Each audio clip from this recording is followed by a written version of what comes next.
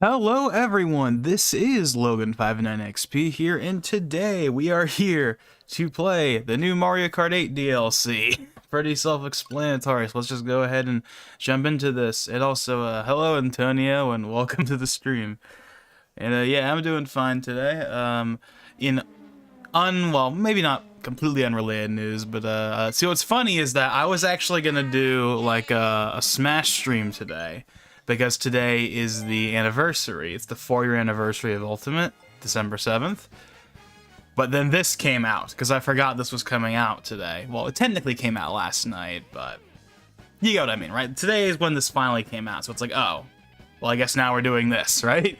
Because this is obviously, yeah. So, no Smash stream. Not that it's a big deal, but, it's been a while since we've done a Smash stream, and, anniversary is a good excuse to do that. We could technically do one after this if I really wanted to, but we'll probably just do this for today, especially because I still need to do a discussion. I need to record a discussion still because the Game Awards is of course happening tomorrow, and I still have not recorded my obligatory Game Awards predictions video, which I've done the last couple of.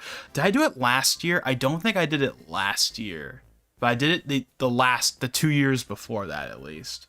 I don't know. It's become kind of a tradition of sorts, and I kind of want to do it. Plus, we'll break up the constant Marvel. Get something that's not a Marvel discussion for once, and then cast the season. So yeah, no promises that that's actually gonna come out, of course. But if I'm gonna do it, I basically have to do it now, because if I don't do it now, then it's not worth doing. So I'm not gonna really talk about the Game Awards all that much in this stream, because I want to save that for that video, and if I somehow don't end up doing that, then of course I'll give my predictions when I do the stream for it tomorrow at the beginning before it starts. I'll be like, oh yeah, here's my quick little predictions or whatever. So yeah, let's go ahead and do this. So yeah, so I have not played this at all. This is gonna be my first time playing it. We'll go ahead and we'll just do we'll just start off with good old 150cc, and once we get all this done, then I guess maybe we'll do some online matches. Hopefully we'll see, some people pop in here. Maybe VeggieBake will come back. I saw he was online a couple of days ago, because he's been offline for a while, and I haven't seen him pop up in quite some time.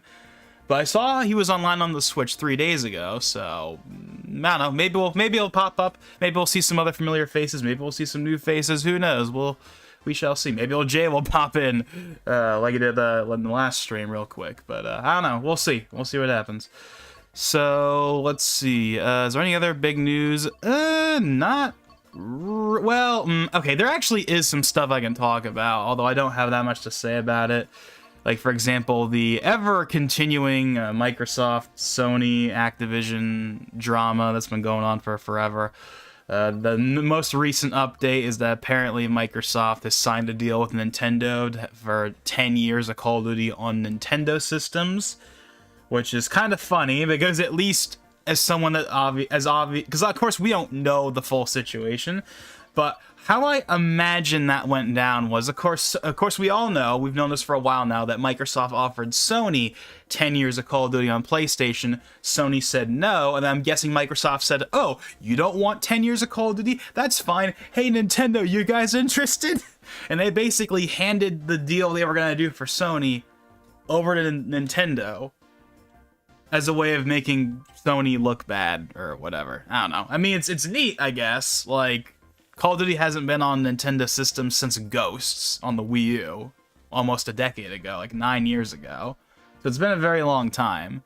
That being said, however, I don't think we're going to get Call of Duty on the current system, because the Switch is not powerful enough to run any of the modern games, I can assure you. It barely runs Apex. You think it's going to run Warzone?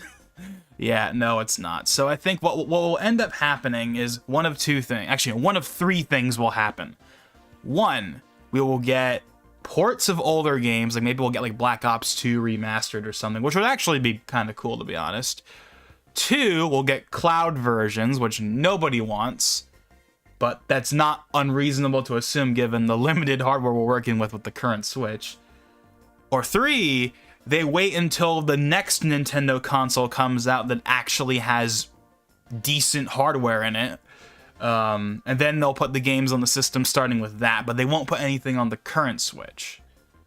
And considering that the Activision Blizzard deal doesn't close till 2023 and the new Nintendo console is going to be coming out in most likely 2024, I can see them waiting until the Switch 2 or whatever it is comes out, and then they put Call of Duty games starting then. But again, that's complete speculation, but I don't know. So there's that, I guess, the whole like 10-year deal with Nintendo, which I mean, that's neat and all, but like, I don't know, it doesn't really, I mean, I don't really care all that much about it personally, because once the Activision deal goes through, all the games are going to be on Game Pass, and therefore I have no reason to play Call of Duty on any other platform other than ones that have Game Pass on it. That being Xbox or PC, because of course PC Game Pass exists. But I don't know, it's interesting, I guess, but I don't really have really much of an opinion on it, other than it obviously makes Sony look bad, like even worse than they already did, because Sony has very much been on like the losing side in this entire debacle. Like, they're the ones that look bad, right? Like, they're the ones that look bad because of how they've been acting, and this is just another thing to add to the pile. It's like, oh, you don't want Call of Duty? That's fine, we'll give it to Nintendo. It just makes Sony look bad. Which, you know, I don't really, I don't know, so. But I don't really have anything to say about it, personally, all that much, other than it's interesting, because we haven't had Call of Duty on Nintendo system in forever. But aside from that, there's really not that much to talk about. I know that there's been actually, I think it's just one other thing. I'm not going to comment on it really, because it's kind of like outside of my kind of wheelhouse to some extent, and also I don't have anything to really say about it. But we did get another update on, of course, the still ongoing Smash World Tour fiasco, and apparently the CEO of Panda put out a big fat statement. I actually just got finished watching the like hour-long Hungry Box video where he goes over the whole thing, and that's a whole mess that I'm not really gonna comment on, other than at least from if you want my very quick off the cuff take on that statement. That the entire point of that statement was obviously to make Alan, that's the name of the CEO, right? Alan, or former CEO, because he's not CEO anymore, to like look better than obviously what Smash World Tour was making him out to be, and it didn't really work, or at least that's the impression I got. Like, there maybe were a couple of things in there that I was like, okay, maybe he's got a point, and then other times it's just like, okay, this is like, I don't know about that. I don't know. So that, I don't know. I don't have anything to really say about it. It's just, you know, but again, it's interesting, you know, this whole like drama. It's very interesting to see this whole thing go down. How we have like this Panda v Smash World Tour v Beyond the Summit v all this other stuff, and it's just very interesting. But yeah, I don't know. Here's what I'll say. It does not look good for Alan. We'll just say that. That's the best way I can summarize that entire like statement, is that it doesn't make him look good. It doesn't really improve the situation for him. So, at least from what I can tell. Again, I'm sure there's gonna be even more stuff coming out and whatnot. But that off the cuff, that's all I really have to say about it, is that if that statement was meant to like make him look good, and it doesn't really make him look any better than the Smash World Tour stuff for the most part, so I don't know. But enough about that. Okay, so, but yeah, aside from that, there's nothing else really newsworthy at least I can think of. Alrighty then, so let's see. So yeah, we got, so yeah, we'll go and start with the Rock Cup. Now, what are your thoughts on the Spider-Man content for Amazon? Don't really have, like the Silk series and stuff like that. We don't have any like real info on that yet, other than it's a thing. So I don't have, unless there's been new news that I haven't been paying attention to. But I guess no comment then. I don't know. Okay, so we got another tour track. This, of course, being another city track. Now, of course, I did watch the trailer that came out not too long ago that was showcasing Wave 3. And, of course, the first thing I was wondering was, okay, does this look better Because obviously Wave 2 was an improvement on Wave 1. It wasn't a massive upgrade, to be clear, but Wave 2 did look a bit better than Wave 1. And they even retroactively improved some of the Wave 1 tracks, like how they added like the spinning cars to Coconut Mall that like kind of improved things a bit. So I was of course wondering, okay, is this going to be a trajectory where like every wave looks a little bit better than the last one? And preemptively, I'm going to say yes. Again, we're going to go through all the tracks, so we're going to see what happens, but as far as I can tell, they are improving, which is good. That's what everyone wanted. Well, okay, what everyone really wants is them to just make the stages on par with the base game. That's what everyone wants, but we're not going to get that, so we kind of have to take the next best thing, which is basically just make the tour ports look better than they did in the last few waves. And I can already tell, okay, so the grass looks a lot better than it, okay, like going back to Wave 1, like the Wave 1 grass does not look good. That's probably my biggest complaint with the Wave 1, like for like Toad Circuit, is like the grass is like very plain. There's like no real texture to it. It's just like one solid color with no real detail. But in Wave 2, the Wave 2 tracks improved upon it and like added some more detail, and I think that this track, when you saw some of that grass earlier, we'll probably go by it again here in a second, looks even better than the Wave 2. Like, yeah, like, look at that.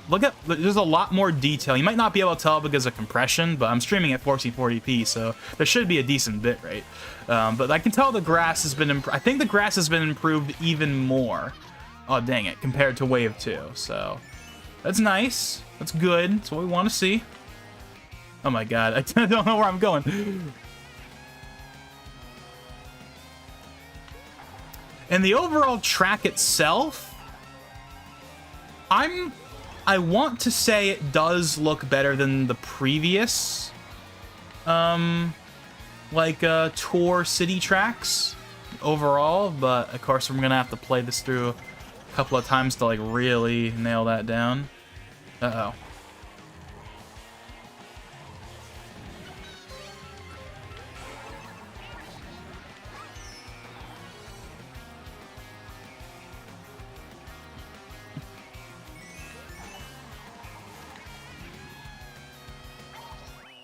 Alrighty then. But yeah, I don't think there's any other like news to really talk about. Off the top of my head, really. If you can think of something, by all means bring it up. I can't think of anything else. Boo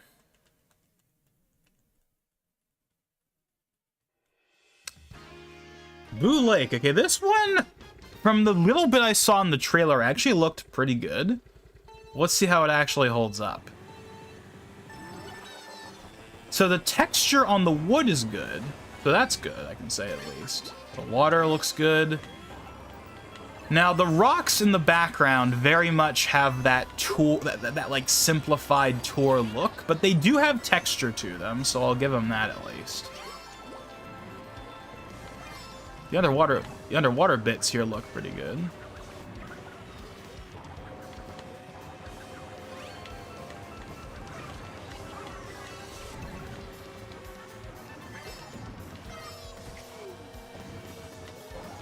That mansion in the background does look a bit simplistic.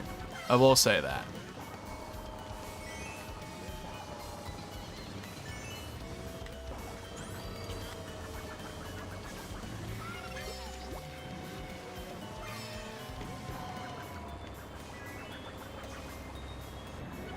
Ah!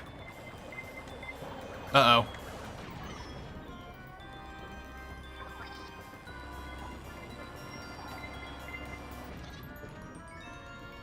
You still planning to make that video about the missing MCU content? That's the... Well...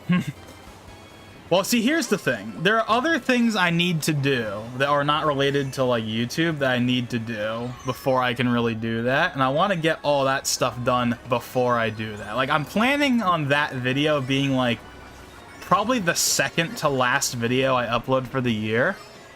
Because what I'm gonna do, so you know how the last 2 years I've done like little retrospectives? Well, little if you count like an hour as little, but like I did a 2020 and then a 2021 retrospective as my like final videos of the last 2 years. I'm thinking of keeping that going, and I'll do a 2022 retrospective. But, like, before I do that, will be the, like, here's all of the other MCU stuff video that happens, like, probably right before. That's at least the current plan. We'll see. I still haven't seen any of that stuff, by the way. I still haven't. I'm probably not gonna bother seeing it until, like, literally right before I make the video. Since, obviously, I have to see that stuff before I can make the video. But there's other things I need to do before I do that that are more important, that aren't, like, YouTube or content related. Okay, so Rock Mountain. This is, of course, from 3DS. And this is also in Tour. It's actually one of the... This was actually in Tour at launch, I believe, when I remember. It's got the simplified rocks, just like... What's the name? Choco Mountain? It's got the simplified rock design. That's probably, like, my other big complaint. But the Tour ports, it's like, one, the grass, which they've improved. They've improved the grass to the point that I don't really have a problem with it anymore. But, like, in Wave 1, it was, like, not great. But in Waves 2 and 3, it's, like, good enough, I suppose. But the rocks, the simplified, like, very geometric, angular rock design, I'm still not really thrilled with. Otherwise, it's, like, fine, though.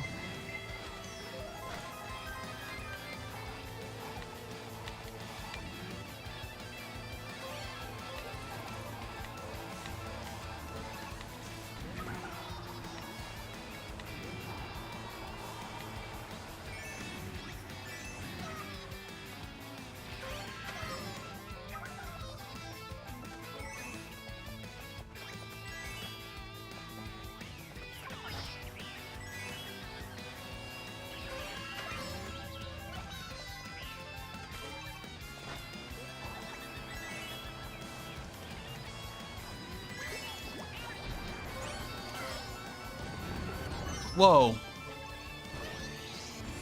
The textures on the ground are pretty good, and those flying boulders look good. It's just like the angular rock design again that, like, I don't like.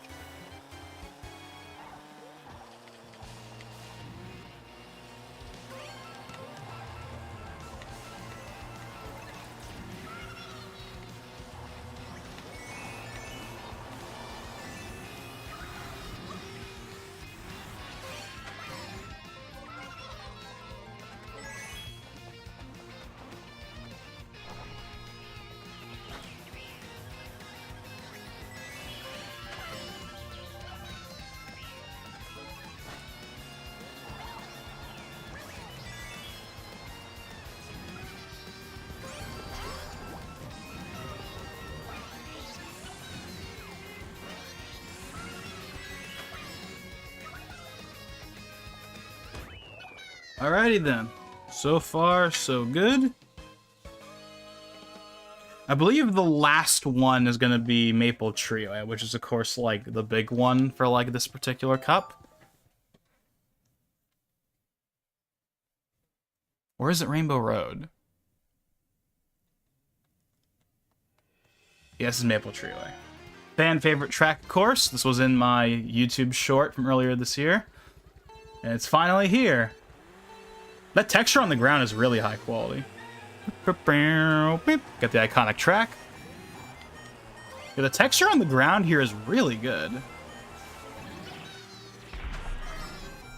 And the track itself looks pretty good too, actually.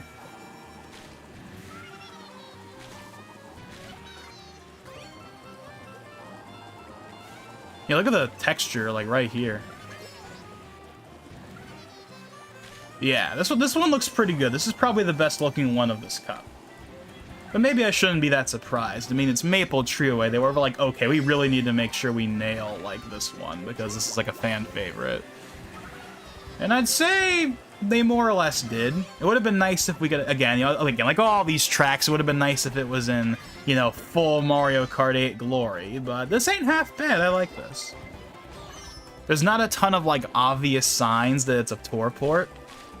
Like, there are signs that tell you it's a tour port, but they're not, like, super obvious, like some of the other ones, where you look at it and you're like, that's a tour port. This one's kind of an in-between. I can tell it's a tour port, but it's definitely, like, one of the better-looking tour tracks. Like, well, okay, this is a Mario Kart Wii track, but you know what I'm trying to say. You know what I'm trying to say. Got a nice remix of the track. So yeah, that mountain in the background with, like, again, the very angular design, that's one of the things that gives away that it's a tour port, as well as, like, those low poly trees in the background. You saw that just a second there? Yeah, see how, like, you see the low polygon count on those, like, trees there on, like, the side? That's one of the signs that tells you it's a tour port. But the trees that are actually, like, right here, these ones look totally fine.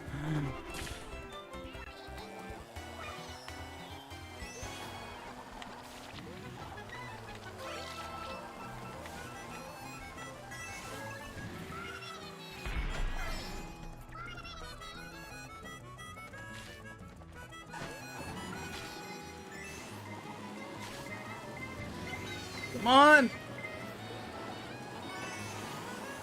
I got first place on everything so far. I don't want to lose on the last one here.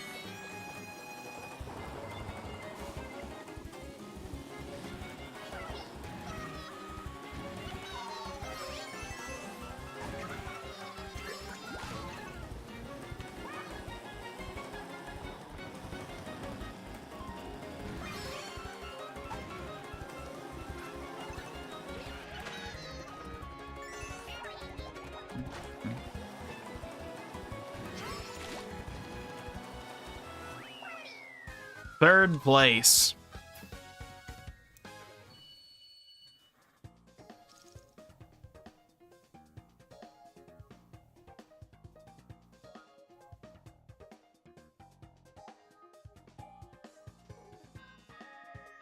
That's a bit unfortunate. I mean, I still won, but I'm not gonna get all the stars though, unfortunately.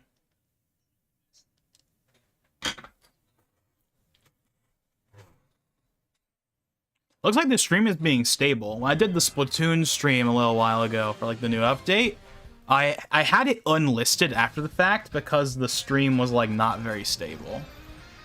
I saw OBS dip quite a bit, but so far OBS has been just fine. We haven't had any dips, so that's good.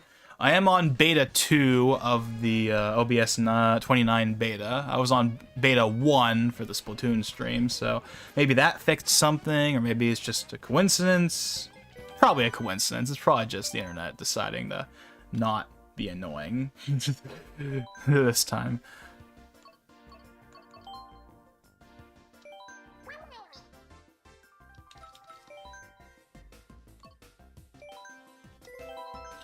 What are your thoughts on MODOK's first form from Ant-Man 3 on him in the Funko Pop action figure I showed you? I have not seen that. I know it's a thing, but I haven't really looked at any of that.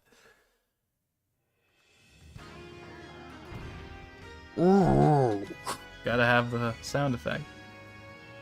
Berlin Byway is another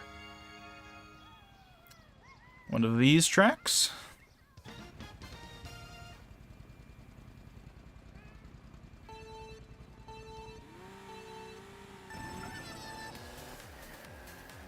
Okay. Is it just me, or is the resolution dipping? Because this game runs at a locked 1080p. And yet, for some reason right now, it doesn't look like it. Or at least it didn't a second ago. It's like it dipped. Which is weird, because that never happens.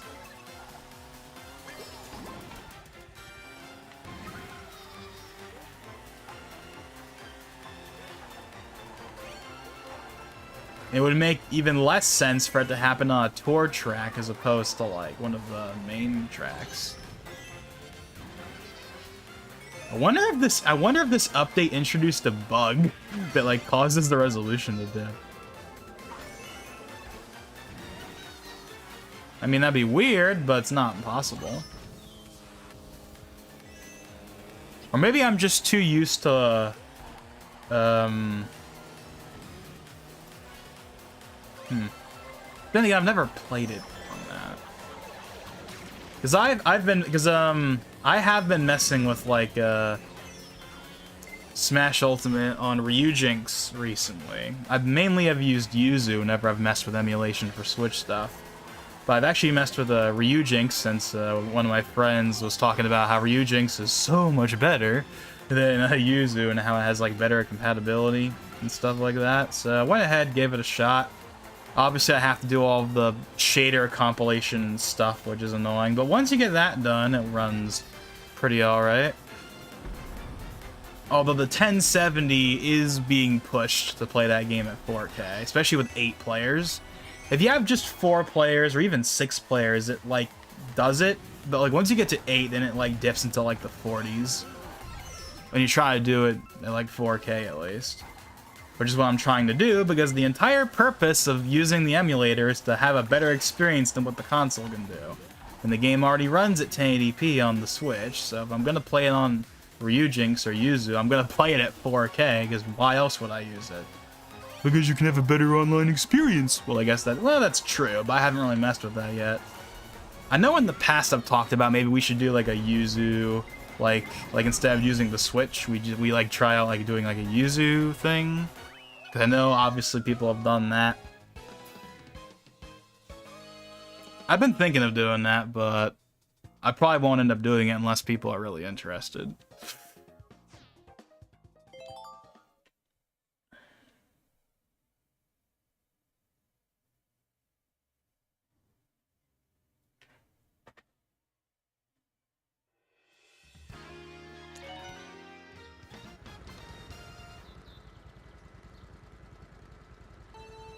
Actually, I guess, okay, you know how I said there was like nothing else really news related I could think of? I guess there's one other thing I can think of that's kind of notable. So of course, like about a month ago, Phil Spencer was talking about how like, oh, the price of like Xbox might end up going up in the future after the holiday season. But it wasn't like definitive.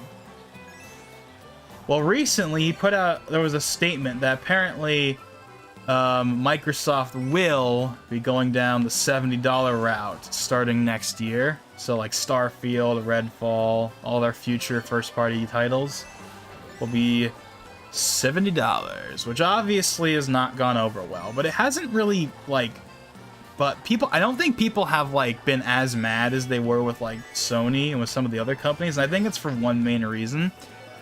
With Sony, you got to pay the $70. But with Microsoft, they have Game Pass. And I know a lot of people will argue that that's the whole point.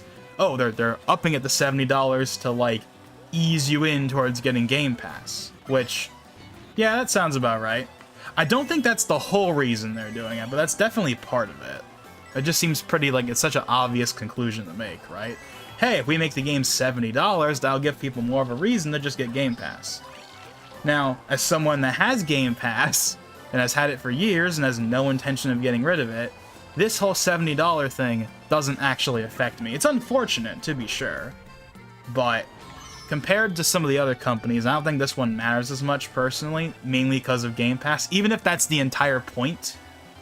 Again, I want to make that crystal clear. Like, I'm sure that that's at least part of the reason why they're doing it, is to push Game Pass even more than they already are. But I have Game Pass, so therefore, at least for me, it doesn't really matter.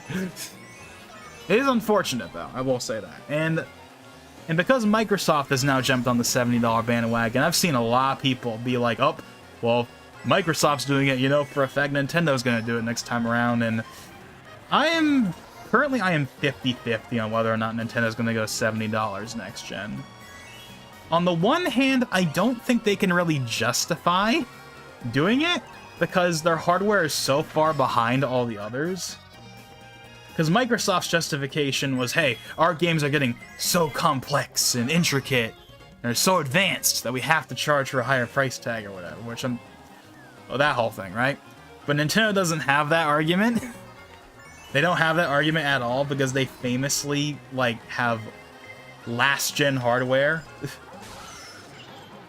And I mean, the Switch I mean, the Switch was already weak compared to the PS4 and Xbox One, which were consoles that were already, like, considered weak at launch with, like, the Jaguar, you know, CPU and stuff like that.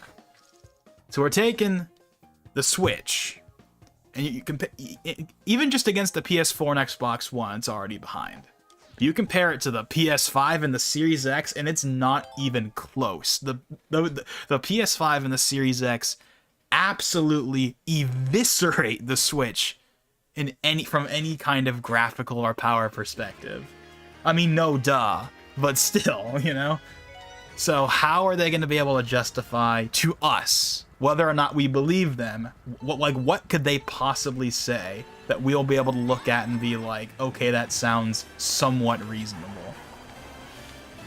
I'm going to guess. So here's what I'm guessing. Okay, so this is if they do it. I don't think it's a guarantee, but if next generation they go $70, here's what I think the justification, if they even give one, will probably be.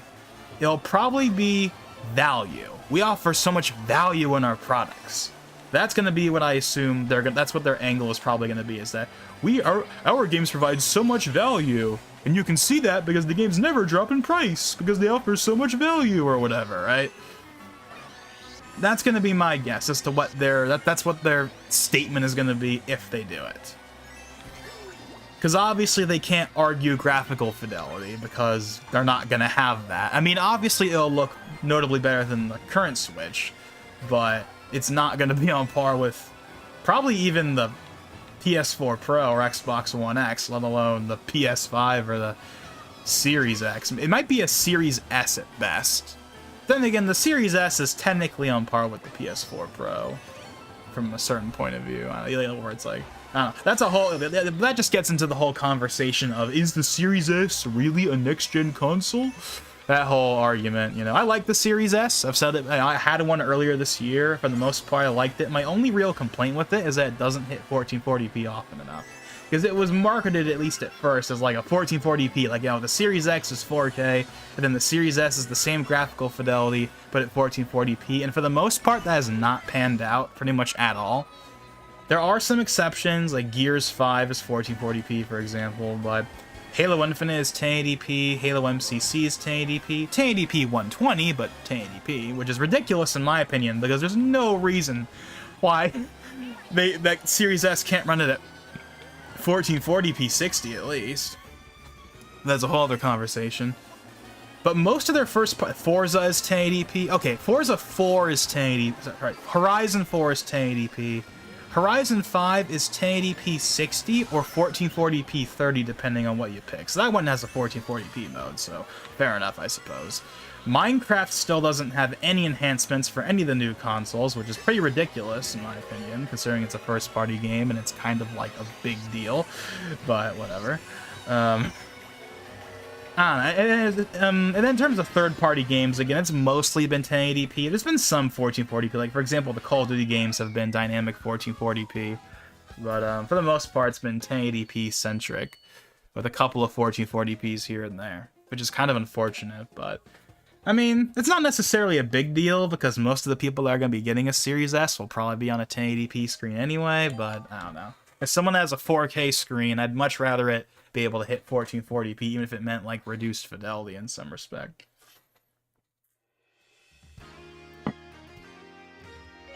Alrighty, Rainbow Road. I didn't talk about Merry Mountain, but Merry Mountain looked pretty good.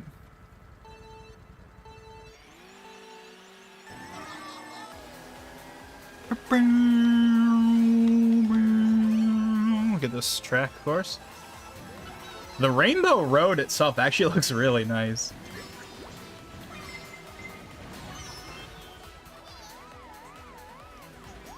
Yeah, I wonder if this track really would look that much better if it was actually in full Mario Kart 8 visuals, because it really doesn't look like it would be that much better, considering it's in space.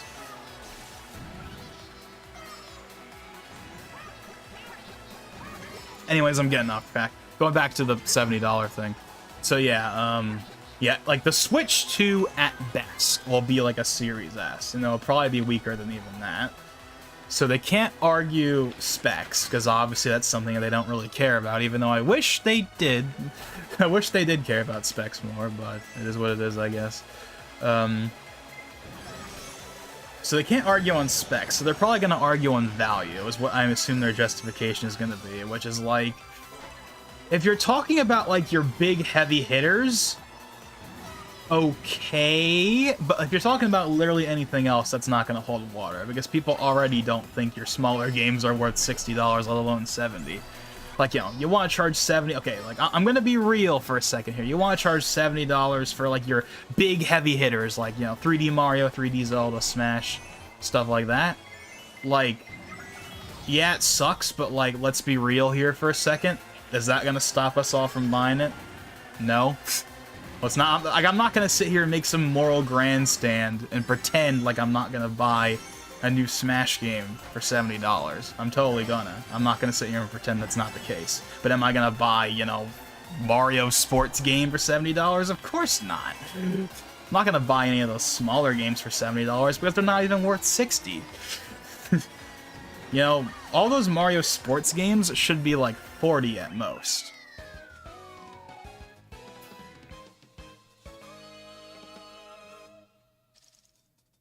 Same for, like, the Wii U ports, for the most part. Those, like, smaller games should be, like, 30 to 40. And then you can have your big AAA heavy hitters be, like, 60, 70. That's, like, fine. Because those are, like, the big games to actually justify the price tag. But those smaller games don't, so... I'm not quite sure how they're going to handle all that.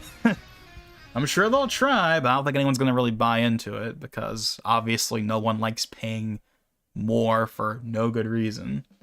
Especially because, again, they're going to have even less of a reason, because they're not going to have the hardware. They won't have the excuse of better hardware to back them up. They can't point at, but look at how much better the games look. They're going to look a lot better. Okay, they're going to look better than... We're going to get PS4 level visuals, probably. That's kind of my, like, baseline expectation for the Switch 2, is, like, we're gonna get something on par with the PS4. Like, the base PS4. We'll get, like, PS4 caliber visuals, which is a notable upgrade over what we have right now. But obviously it's not obviously PS5 Series X or even Series S, probably. But, again, that's just the route they've decided to go down. That being said, though, and I've said this before, if they're gonna stick with the portable consoles, then you might as well. Like, if what I meant to say was, if you're going to, if you're not gonna care about power, then you might as well just do the hybrid concept. Because at least the hybrid concept justifies the low power. Because, hey, we have to fit it in a super small form factor, and it has to be portable, and it has to have decent battery life, so we can't just cram the best thing ever in it like the other guys do. They have that going for them. Whereas, like, the Wii U had, like, no real reason to be as underpowered as it did, because it was a regular console. Same with the Wii. And I love the Wii and Wii U, but, like, obviously those consoles are very much underpowered compared to their contemporaries. I mean, the Wii is an overclocked GameCube, right? We all love the Wii, but that's all. But of course, power-wise, it's just a GameCube. It's just a better GameCube. And then the Wii U is like a beefed-up 360, pretty much. It's basically on par with like the 360. It has more RAM than the 360, and it has a better GPU than the 360, but it has a worse CPU. The CPU, like, you thought the CPU and the PS4 and Xbox One, the Jaguar cores were bad? Allow me to introduce you to the Espresso? Isn't that the code name for it? The Espresso PowerPC Tri-Core 1.23 gigahertz piece of junk CPU that even before the console came out, developers were complaining about. In retrospect, that's one of the reasons, though, why I find Breath of the Wild so impressive, because, like, Breath of the Wild exists on a console with a 1.24 gigahertz CPU. Like, it really is impressive. Like, I've said this before, like, even though obviously the Switch version is the better version, like, the Wii U version is more fun to play for me because it's more impressive. You really feel like, oh yeah, I'm playing, like, the best possible thing that could come out of the Wii U. This game is pushing the Wii U to its limits, so it's more interesting to play than the Switch, where the Switch is just a basic port with, like, barely any changes aside from a slightly higher resolution.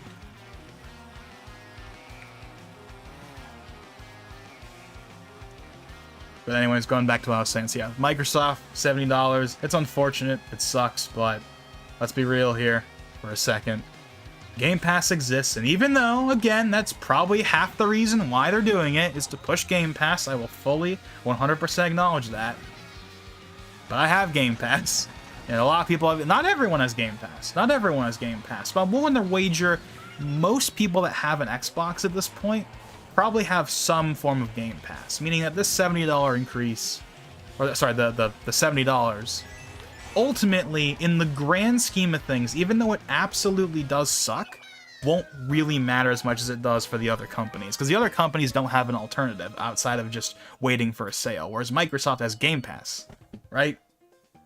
That's their whole thing right now. That's the whole strategy of Microsoft right now when it comes to Xbox. It's not about the console, it's about Game Pass. They could not care less if you have a PC or if you're even streaming from the cloud. As long as you have Game Pass, that is all that matters to them. Everything else is extra. Or at least that's what it feels like.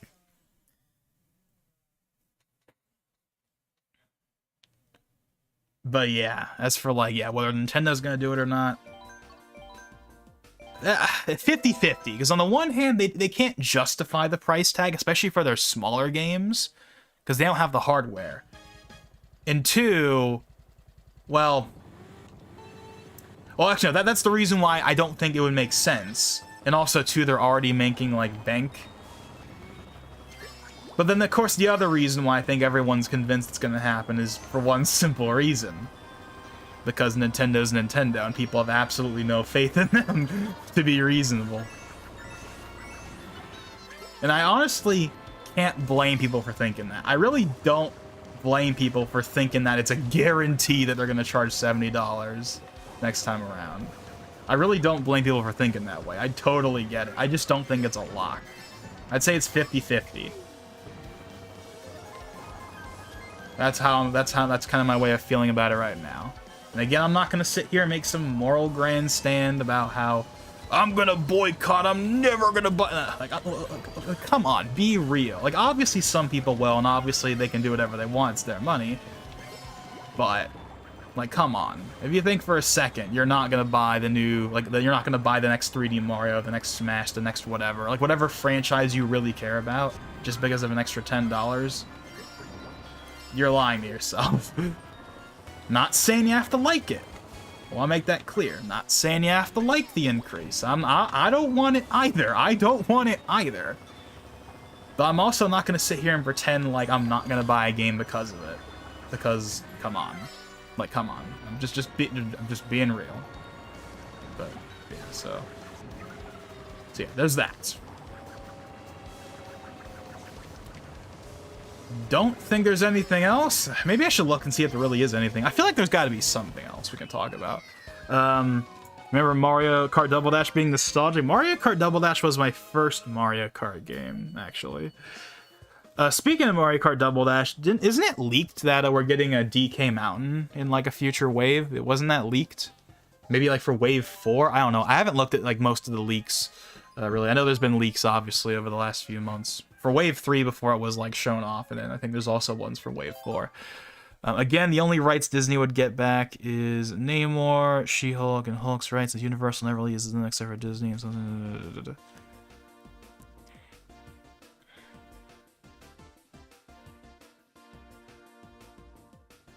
What does the Universal rights have to do with anything right now?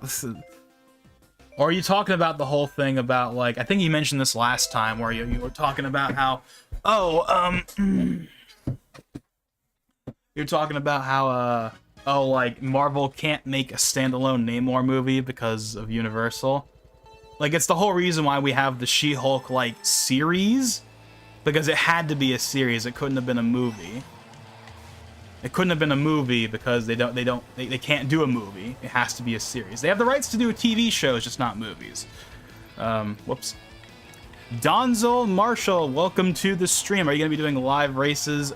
Yeah, once I'm done with all these time trials, I'll go ahead and, like, you know, open up, like, a lobby or whatever. I've never really done that in Mario Kart, or however the equivalent of that works or whatever, but yeah, I'll totally We can totally do that. I've been mainly waiting for people to kind of join in, because after all, what's the point in, like, just opening a lobby or whatever if no one's going to join in? But yeah, I'll totally do that once I'm done with all these time trials. I went ahead and I did all of the Grand Prix. I didn't ace all of them, unfortunately, but I'm not going to replay them right now. I'll do that on my own time. Oh, dang it!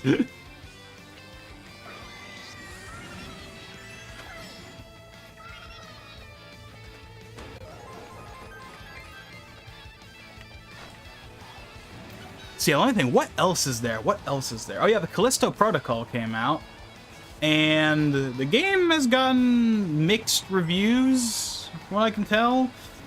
Half of it is like gameplay, and then half of it is like the PC version is a complete and total mess. If you've seen the Digital Foundry Direct recently, where Alex Battaglia basically was just like done. he was barely holding it together. It was like, it's like, man, like, it's like Callisto Protocol like destroyed his faith in humanity or something. It's like, it's kind of funny, honestly, but yeah. So apparently the PC version of that game is a complete and total mess right now. Apparently they have put out patches to address things, but at least as of launch, the PC version apparently was a mess, but the console versions are okay. The Series X version has some glitches where, like, some of the fog doesn't work, the ray tracing doesn't quite work, but the PS5 version was totally fine. And then apparently the Series X and PC versions have gotten some patches since then, so I don't know. Just kind of a random thing I thought I'd bring up. I don't really have any interest in that game. Not really anything I particularly care about, but obviously the Callisto Protocol was a game that a lot of people were like really like hyping up. And and it definitely did not bomb. It's not Cyberpunk, but it didn't light the world on fire as much as I think people wanted it to. It's, again, with the mixed reception. Especially with that PC version being a big problem right now. Or at least was a big problem. Again, I don't know how much it's been updated since then. They can name more TV show in a World War. Yeah, they just can't make a movie because they'd have to deal with Universal, and they don't want to deal with Universal. I wonder if one of these days Universal will just sell the rights. Because they can't, because I mean, what's the point in just sitting on them? Just to, like, spite Marvel or Disney? I don't know.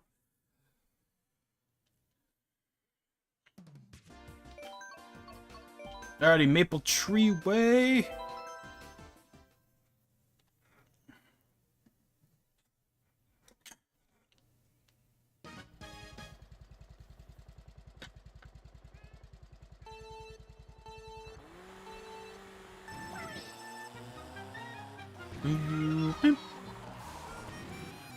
I didn't go down the shortcuts last time.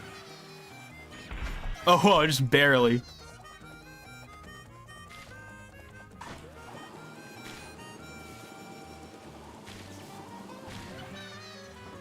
But yeah, I mentioned this at the beginning of the stream, but yeah, it's Smash's 4th anniversary, so that's cool. Again, like I said earlier, I would have done a Smash stream today for the anniversary, but this came out, so we're doing this instead. I could technically do both of them if I really wanted to, but it's not that big of a deal.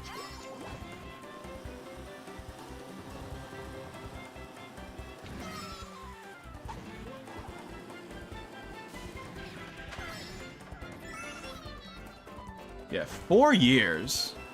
4 years of Smash Ultimate. What's kind of interesting about that is, of course, so Smash 4, right, came out in 2014. And then Smash Ultimate came out in 2018.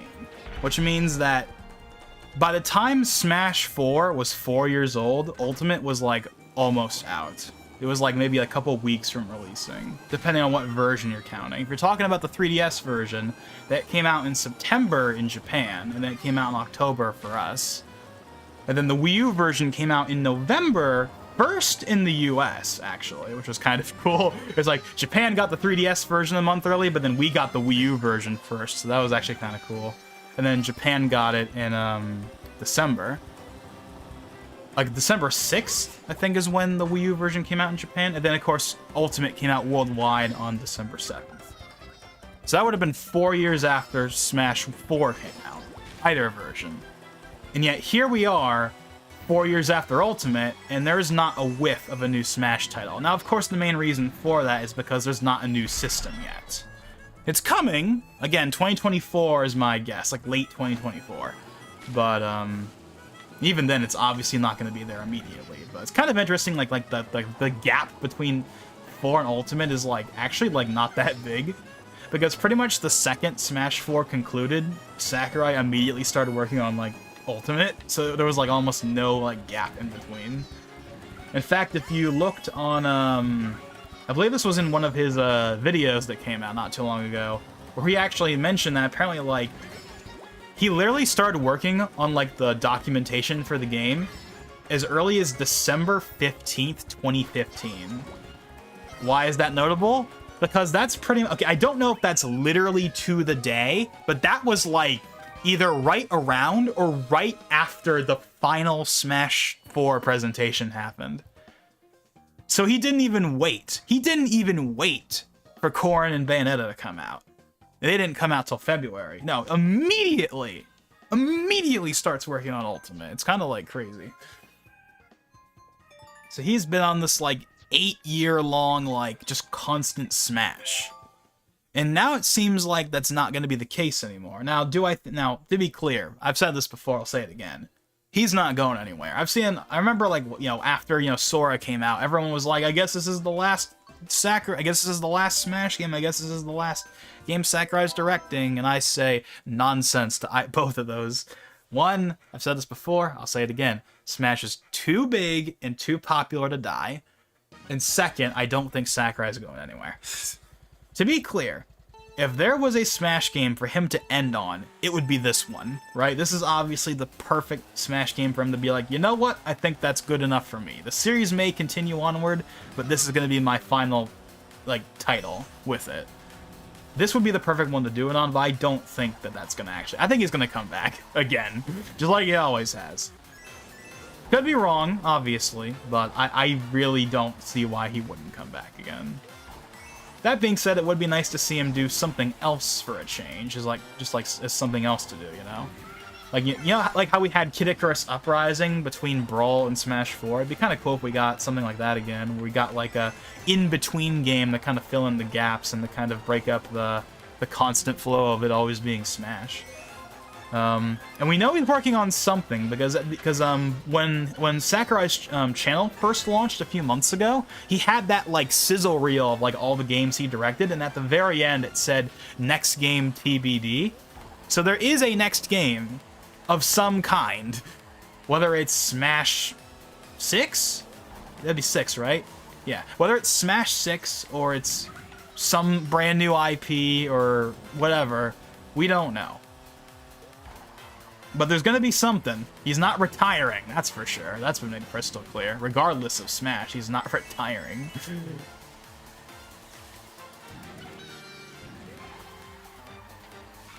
Oh, dang it.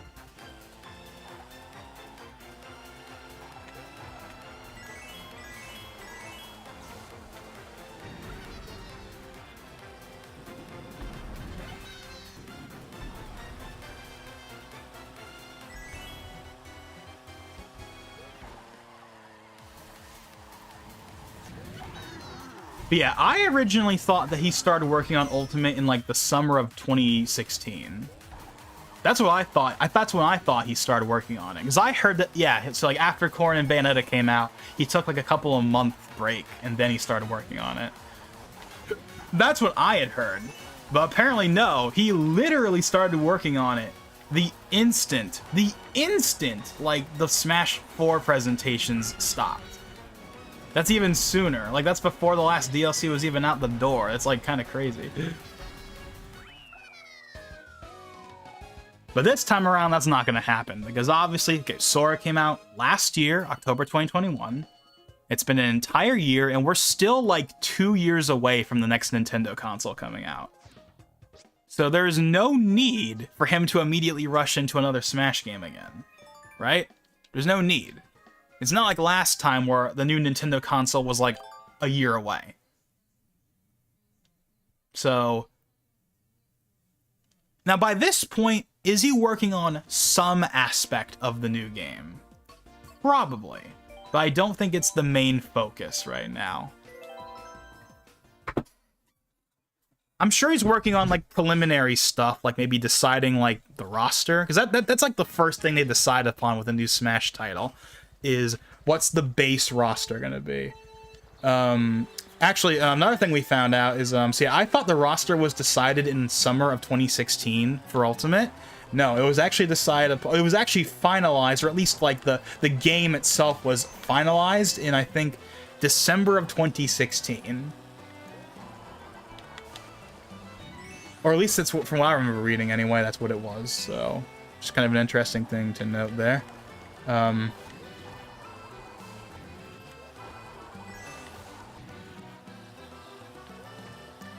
So maybe we're at that point. Maybe for all we know right now, he's working on finalizing the document. And it would, I mean, but then again, that only makes sense if Smash was a launch title, which it's not gonna be. I mean, Smash has not been a launch title since Melee. Wait, was Melee even a launch title? I don't think it was. It was a launch, like, window title. It came out in, like a month after the GameCube, so it was, like, close enough to be considered a launch title, I guess, but it wasn't literally a launch title. Brawl wasn't a launch title, Smash 4 wasn't a launch title, and Ultimate wasn't a launch title, and the original wasn't a launch title either. So unless Nintendo really wants Smash 6 as a launch title, it's not coming out in 2024. So it's coming out in 2025 at the earliest. Probably holiday 2025 is probably the earliest we'll see Smash 6. So does it really make sense that they'd be like really planning out the game already?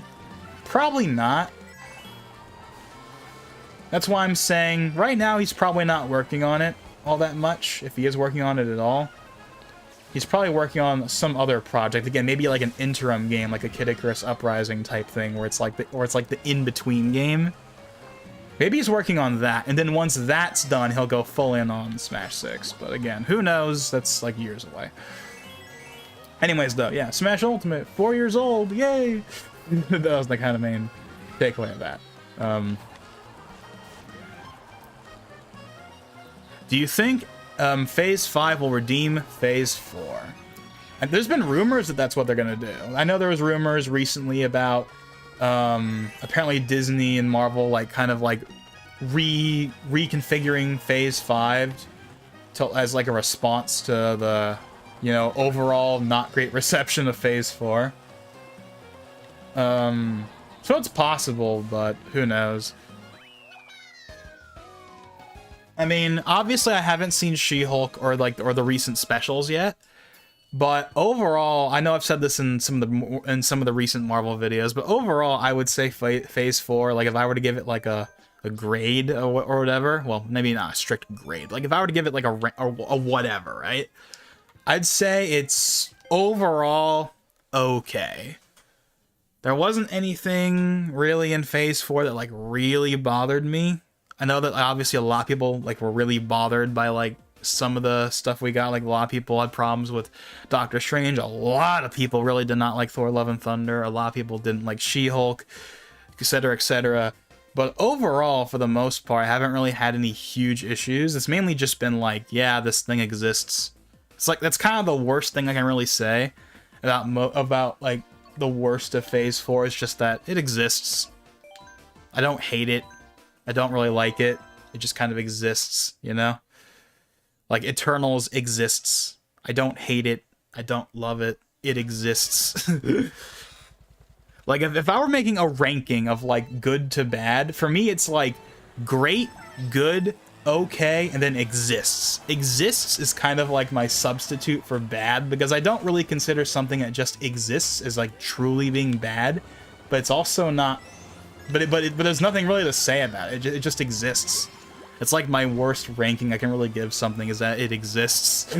You know? You get what I'm trying to say?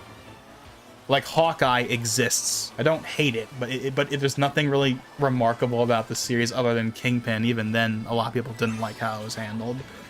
I didn't really care because I have the luxury, depending on how you look at it, of having not seen the Daredevil series, so I have no preconceived notions about how or how not Kingpin should be handled. But a lot of the people that did see the Netflix show, which is of course critically acclaimed as heck, did not like how Kingpin was handled on Hawkeye, and I don't know what people's thoughts were on Daredevil and She-Hulk. I didn't hear, like, of all the complaints people have with She-Hulk, that has not been one of them, to my knowledge. But again, I haven't really been paying attention to that stuff, so I could be wrong on that. For all the complaints people have with She-Hulk, one of them has not been, they ruined Daredevil. I haven't heard that. At least, I don't think I've heard it that much. I don't think I've really seen that, so take that for what you will, but I could be wrong. Maybe people hated how he was handled in She-Hulk. I really don't know. I haven't seen the show yet, because I haven't really felt like it, because it's She-Hulk. You know, I'm gonna see it for the sake of completeness, but I have really no interest in it other than for the sake of completeness.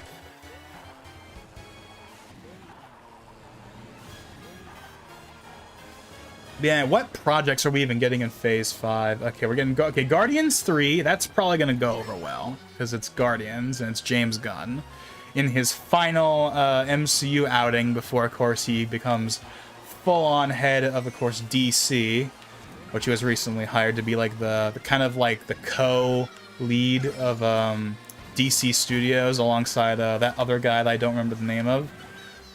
So this will be his last Marvel project before he's all in on DC.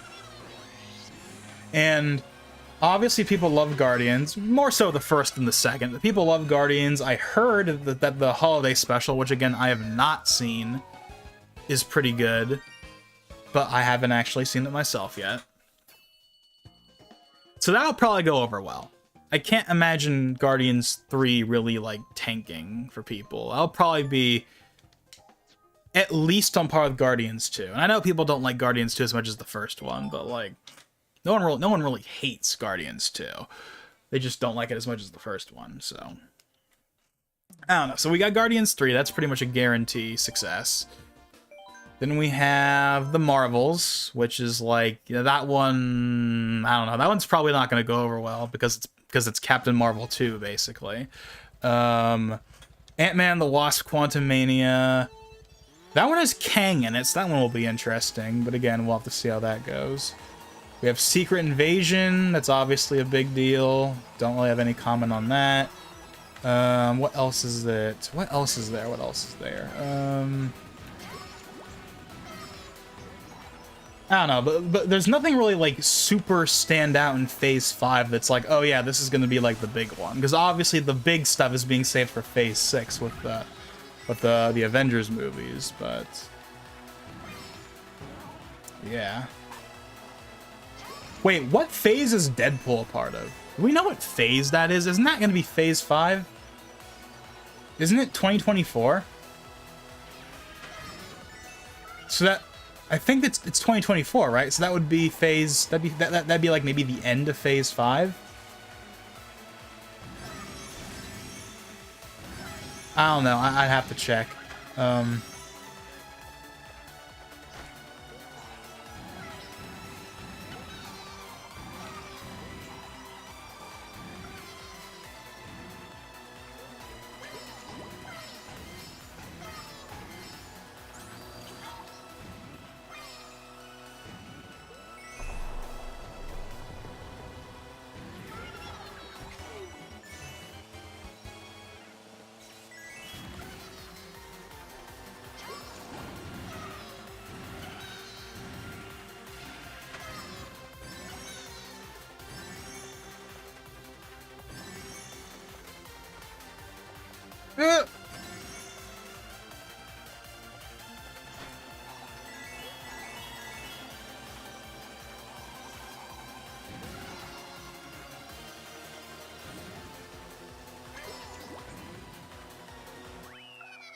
Alrighty.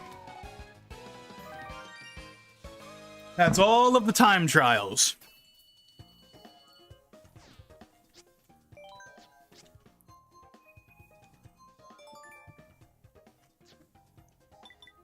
So let's go ahead and open up a lobby or whatever, or at least we'll do, or at the very least we'll just do online races in general, at least.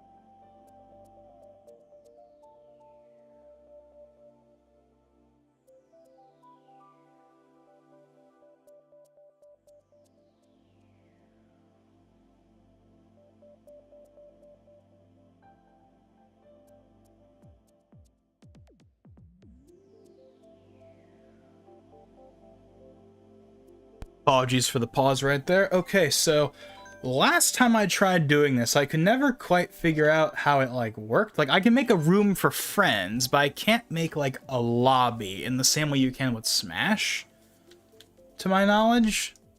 So it's kind of like, Now, one thing I could also do is I could also do a tournament, I think. I think that might function somewhat similarly.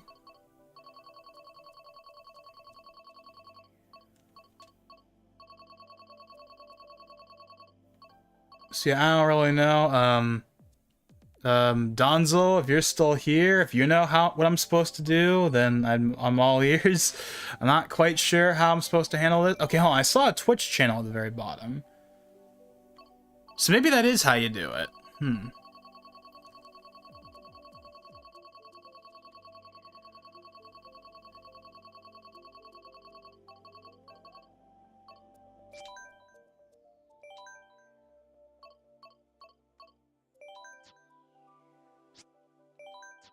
Oh yeah, by the way, I forgot to mention this, but one thing that was added in this update is, so you know how in Smash you can, like, customize the items? Well, now that's in Mario Kart. Up until this point, when you turn on items, it's just the items are on or off, or you have, like, the frantic setting or whatever, but, like, you couldn't, like, really customize what items would appear, for the most part, with a couple of exceptions. Now you can just pick and choose what items you have, like it's Smash, so that's cool. I guess we'll go ahead and use my me. Wait, I didn't put in the me. I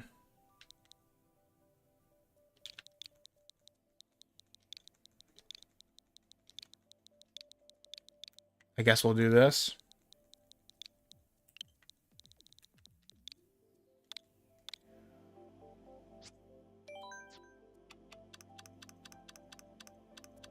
Yeah, custom items, and then you get, like, a big fat list of, like, what you want to turn on or off. I'll just leave it on normal, I guess. Thunderbolts, Agatha, Daredevil. Oh yeah, Daredevil. Okay, so yeah, Agatha, I don't really know. That Agatha series very much feels like I don't know if this is just me. I'm sure it's not just me, but I feel like that Agatha series was greenlit solely because of the song, like the song that was, like, really popular. So they were like, hey, people liked the song, therefore they must like this character, therefore we can make a whole series about them. I'm not really sure if that's gonna pan out, though. That's just my take on that. Daredevil obviously is, like, very anticipated, but there's also a lot of people that are, like, really paranoid about it. So they're gonna, like, screw it up. So, I don't know. That one has the potential to be a big deal, but we'll see.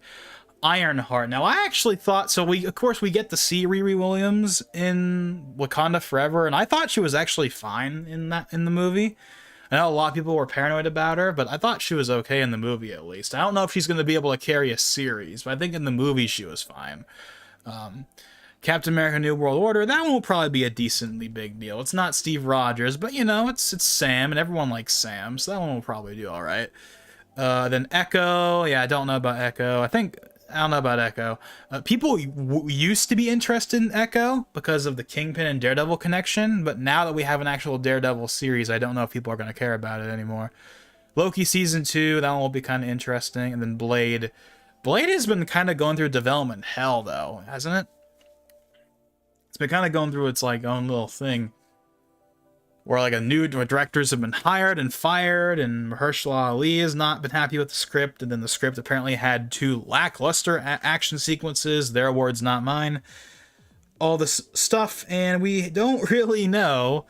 Yeah, we don't really know what the heck is going on with that. We haven't seen anything about that movie, officially at least, since it was basically announced, so...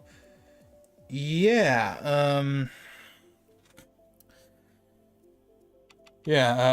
so who knows? I don't know. But if you were to ask me, generally speaking, will Phase 5 be better received than Phase 4? Well, it has less at stake. Well, okay, the only thing it really has at stake to screw up is, like, Daredevil. That's the only thing in... Oh, and I guess, like, Guardians. But again, I don't think they're going to screw up Guardians, because it's James Gunn. And Blade.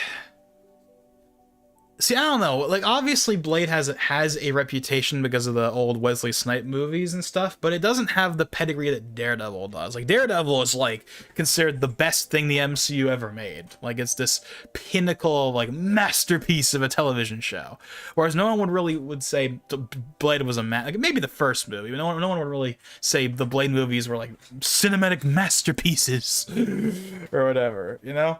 So there's not as much at stake with Blade, whereas like there's a lot more at stake with Daredevil.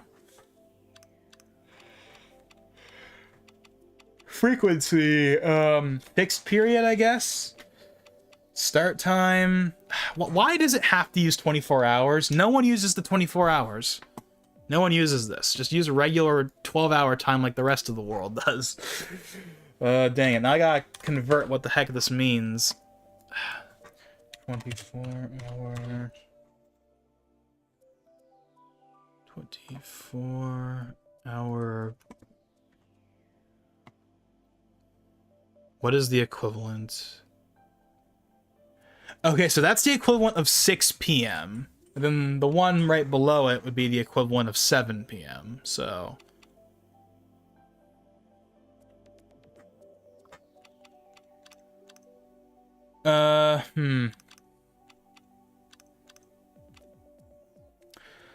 I guess we can go for like, this would be like, what, an hour? I guess why not? Race count. No limit, I guess. We'll just go as long as we feel like it.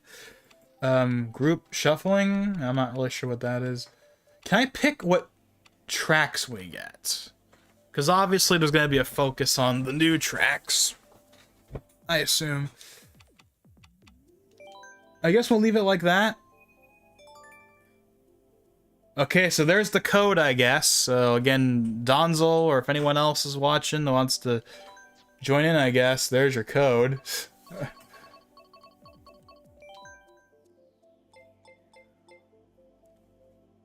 I don't know, I guess I could put that on the screen, maybe? Just to make things easier. I should do this for the Smash streams. I should have like the code just be in the corner to make things easier. But then again, I have it in the title of the stream most of the time, so it's kind of like, why bother? I don't know. Let's see. Text. Look, we're gonna make that smaller, okay? Don't worry. 596663 7.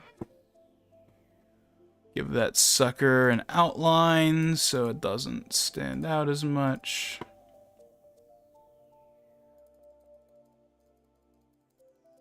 Okay. Hold on.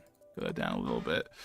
Okay. And then we just shrink that sucker, and we'll put it like we'll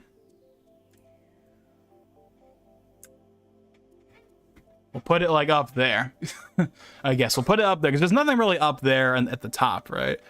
So like, sure, why not?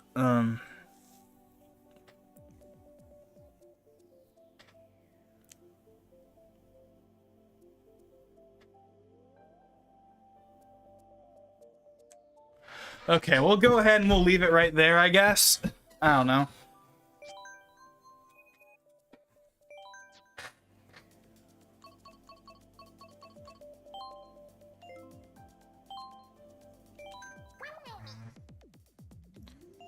Actually, no, let's go ahead and use my Mii. I don't use my Mii that much these days. We'll go with the Kirby.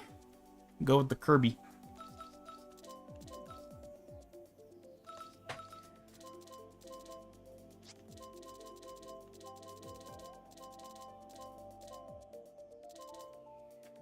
Oh yeah, the Mercedes. We better get this back in Mario Kart 9. I like having the Mercedes Benz. Remember when this used to be like a big meme? Like for those of you that were around, like in the Wii U era when they first announced, oh yeah, we're getting Mercedes Benz DLC. Everyone was like, what the hell is this? And we got that like super ultra realistic like commercial.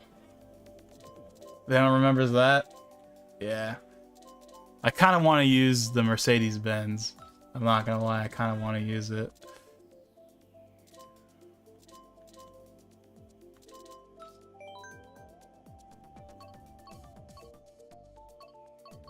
Alrighty then. I guess Shroom Ridge, just because DLC. So let's see if anyone joins in. If no one joins in, we can just go ahead and do regular public stuff. That's totally fine.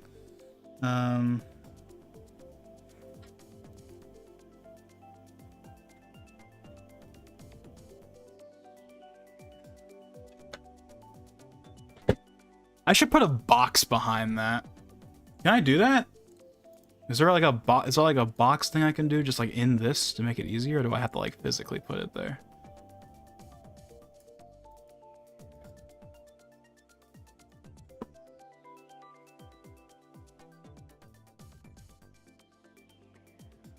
Make it bold.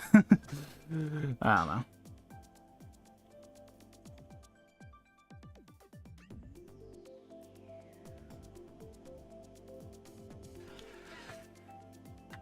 So while we're waiting on hopefully someone to join in here, if no one really shows up, we'll just go ahead and do just like public matches or whatever. Let me go ahead and see if there is any other news. Is there any other news? It's like I haven't talked about already. Is there any other news? No, I do not want to go to Reddit. No, let's see.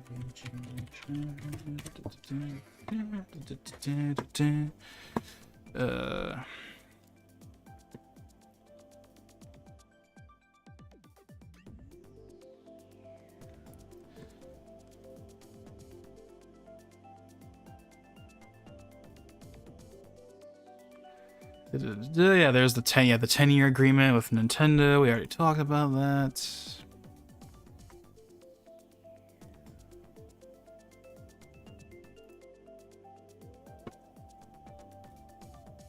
Nintendo Switch OLED. My Diablo 4 release date may have been leaked by the Microsoft Store. It's kind of ironic since, of course, they're going to be acquiring that game soon. June 5th. 80 gigs. Huh. Wouldn't expect that for a Diablo, but what do I know? Flight Sim. Gabe Newell says he trusts Microsoft's intentions and did not sign Call of Duty agreement.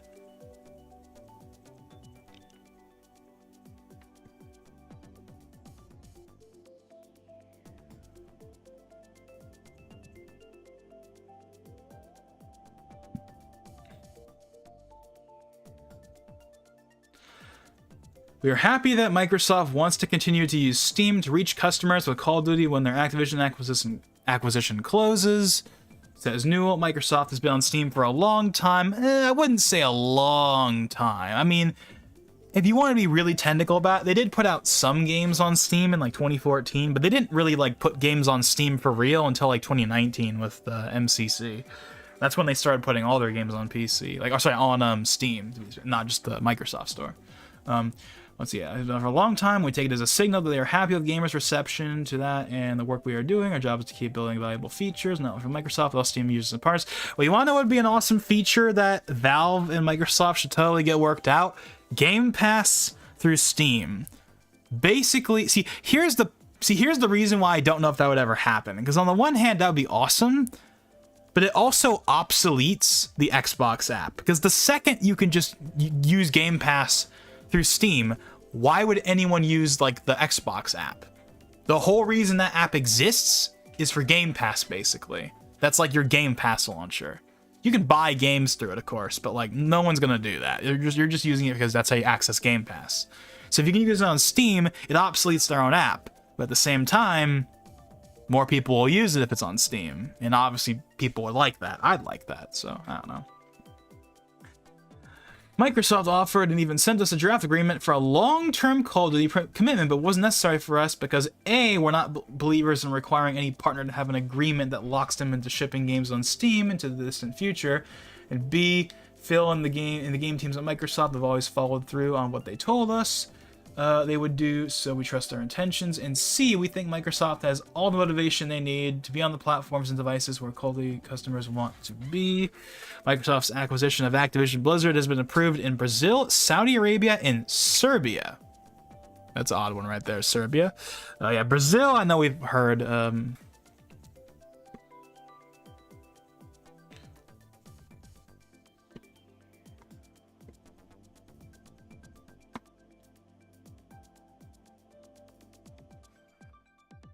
No one showed up yet. I'll give it a couple more minutes here. Let me see if I can find something else. Let's see.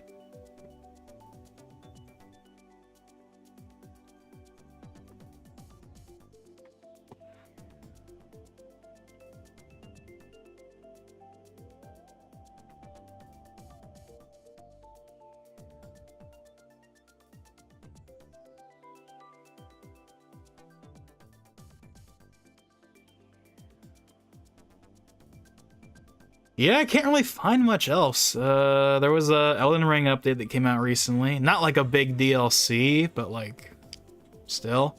That's coming out probably as a lead up, obviously, to the probably as a lead into the Game Awards, which again I'll save all the Game Awards stuff for whenever I do the video on it. Oh yeah, we got a new trailer for Cosmic Shake, the new SpongeBob game, so that's neat. I'm kind of looking forward to that. I'm not going to buy it day one, of course, but when it gets added to like PlayStation Plus or whatever in a year or two, yeah, I'll totally play that. Like the Battle for Bikini Bottom Rehydrated was good, so I'm sure this will be good too.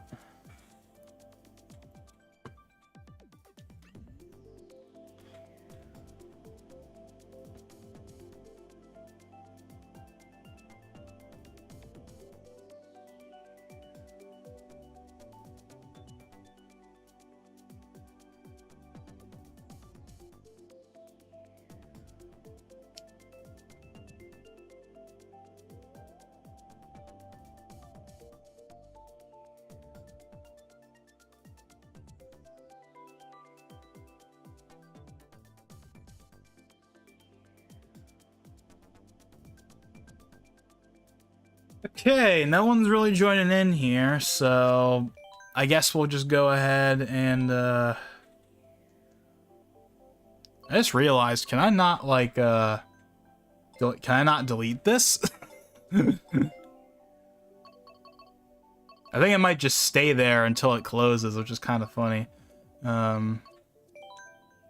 no one's really joining in though, so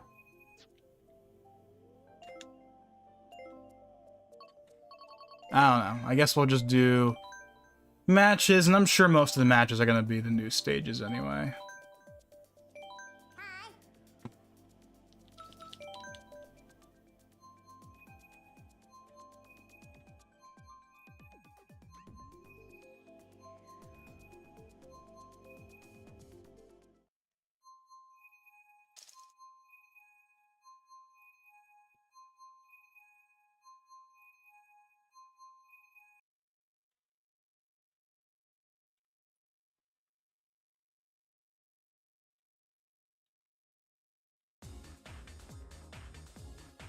Okay, so we got, I haven't heard this in a long time. We'll go and get rid of that thing on the screen, by the way. I haven't heard this track in forever. Because I've never really played Mario Kart Online all that much. At least not Mario Kart 8.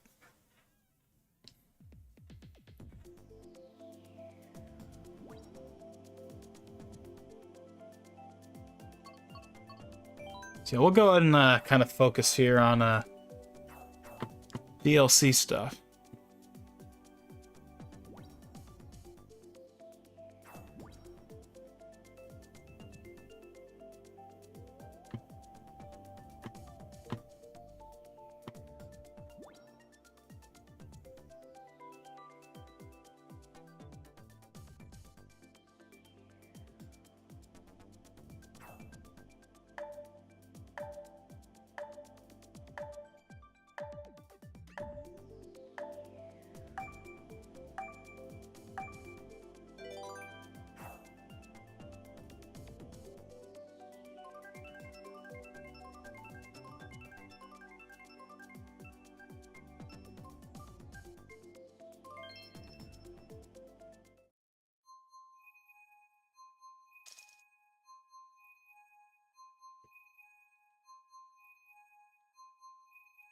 I guess we'll do some of these for a little bit. Oh, okay, so we're doing, oh, this track. Never mind.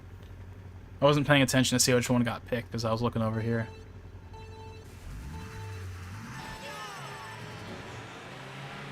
This is, of course, from Double Dash.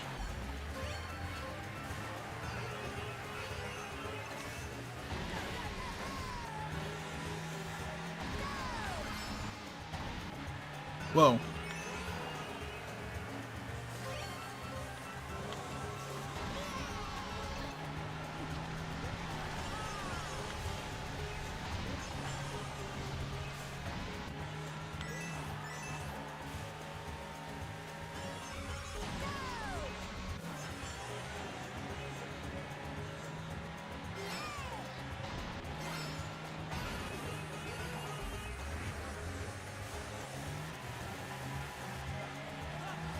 And this game, you know, 8 years later still looks so good, which is the reason why the Booster Course Pass has been so controversial, because it's like, wow, they took like the best looking game on the Wii U that still looks great today, and they made it look worse.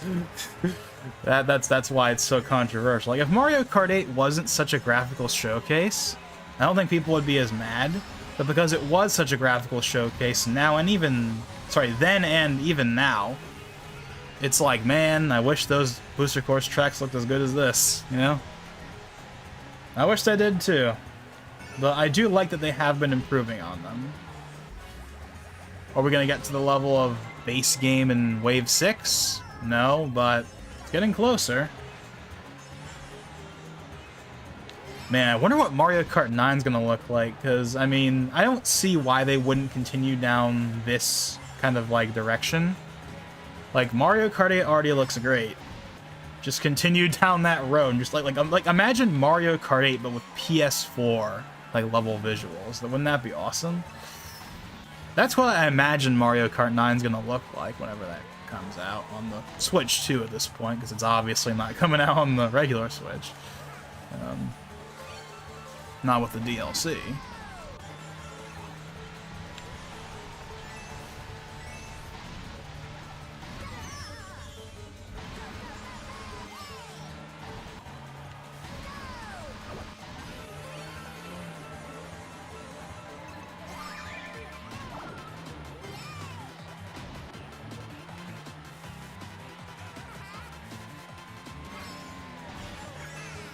What was that? 6th?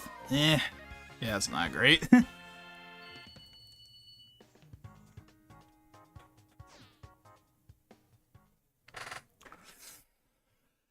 you think Marvel Studios will announce a sequel series to Spider-Man the Animated Series to held like Spider 98, similar to X-Men 97? We'll pick up with okay, see, that one's a bit... That would make sense, but there's one thing that would be a complication with that. And that's Sony. Now, of course, they're doing Spider-Man Freshman Year. So in theory, they're okay, but... I don't know, just like, I don't know. Whenever Spider-Man's involved in something like that, I always have to wonder, are they in the clear for that? Do they need to worry about Sony? But they're doing Freshman Year, so... I don't know, maybe they're fine. I don't know, if they can do it without having to worry about Sony, then they probably will if X-Men goes over well. There's also standalone stuff. Yeah, Freshman Year, What If. Oh yeah, What If, I forgot about that. I kind of forgot that series actually happened, to be honest, because it didn't really matter all that much. Remember when like the Doctor Strange like 2 trailer first came out and everyone was like, is that the What If Doctor Strange? And then it wasn't. But like, remember when that was like the big like thing that was like supposed to be the big stinger? It's like, look, it's the What If. And then that didn't really happen. It was just a different Doctor Strange. It just happened to look similar.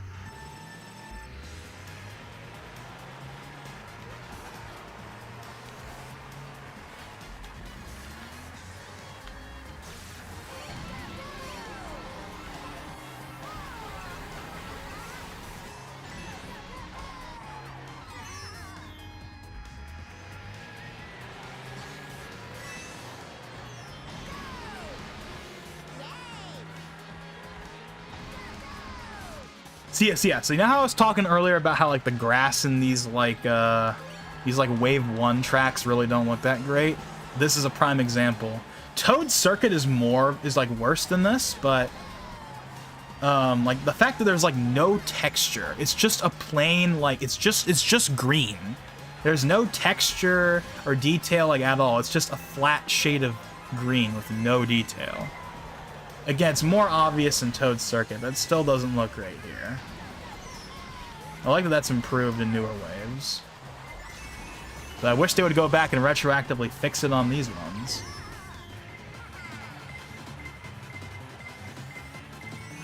Yeah, like right here is where it's the most obvious. It's just a big fat, like it's like you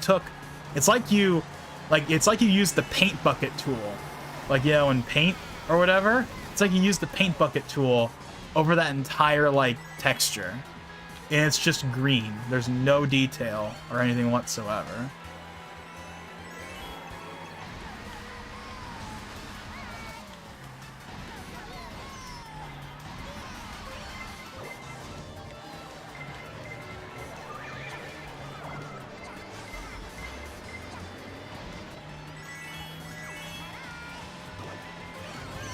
Oh, dang it.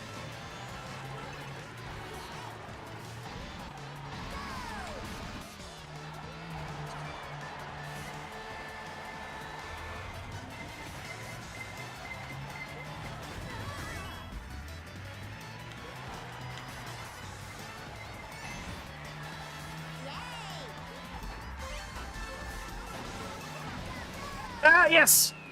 Just barely managed to get that going right there.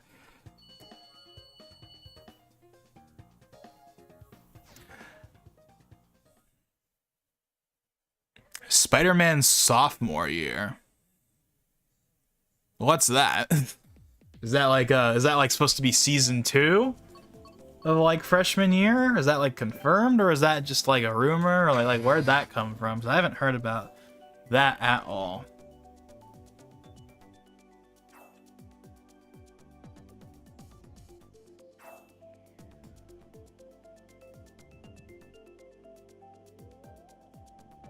Real Rejects canceled. Wonder Woman 3, Henry Cavill Superman out again. Jason Momoa quits Aquaman. What the heck is this?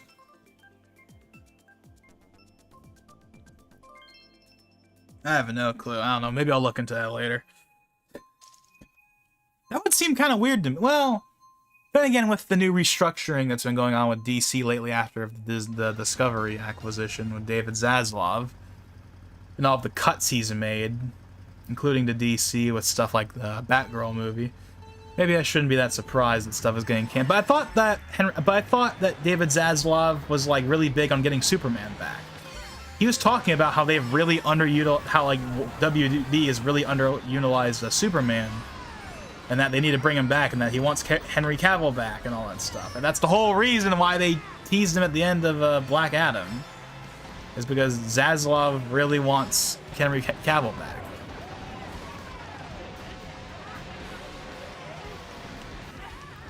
So I don't know, I'll have to look into that stuff. I'll have to look into that stuff later. See what the heck is going on with that. Ooh.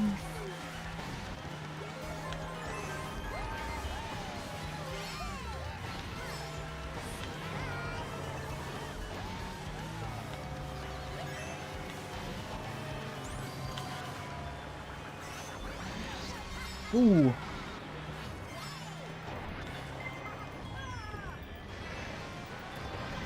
There's also Marvel Zombies and Sophomore Year, the sequel to the... Yeah, okay, so... Yeah, is that confirmed, though? Is Sophomore Year, like, confirmed, or is that just, like, a rumor? Because I don't think I've heard about that at all.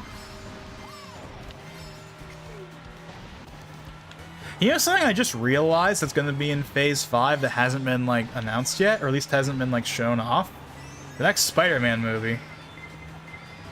It's weird, because it doesn't feel like it's been that long since No Way Home, but No Way Home was a year ago.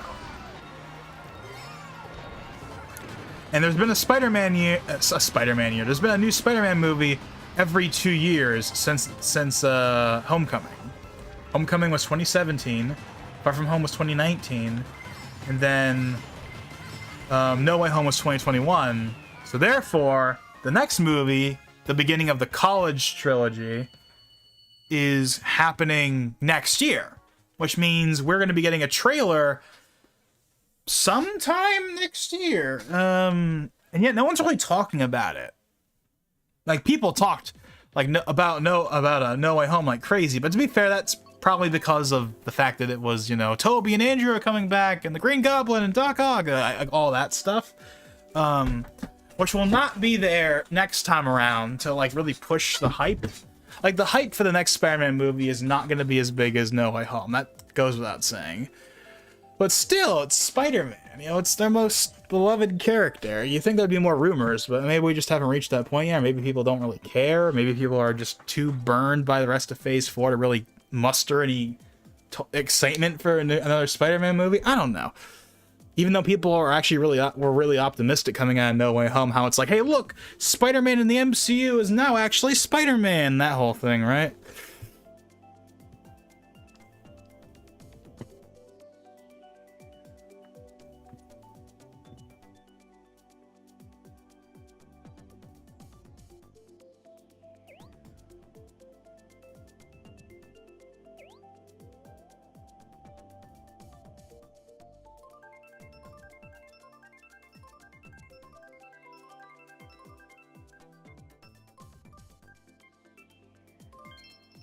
Alrighty then.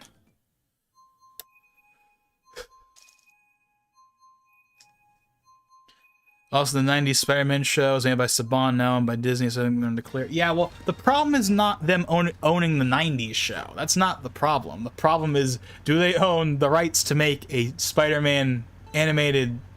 Well, actually, no, because they have that, like, Disney Junior series, right? That came out not too long ago, and that's animated, and that's Spider-Man, so...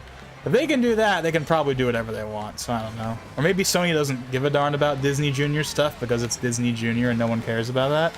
I don't know. I don't know. I'm just gonna assume, okay, if we have freshman year, they can probably do whatever they want. We'll just go under that assumption.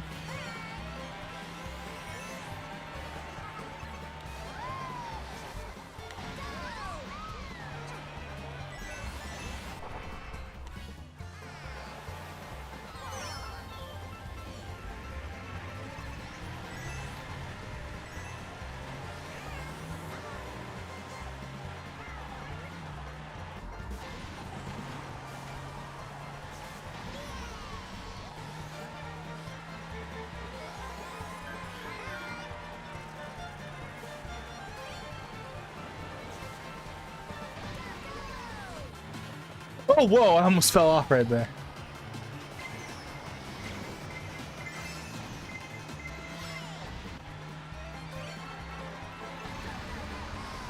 I didn't mean to use both of those. Oh, dang it!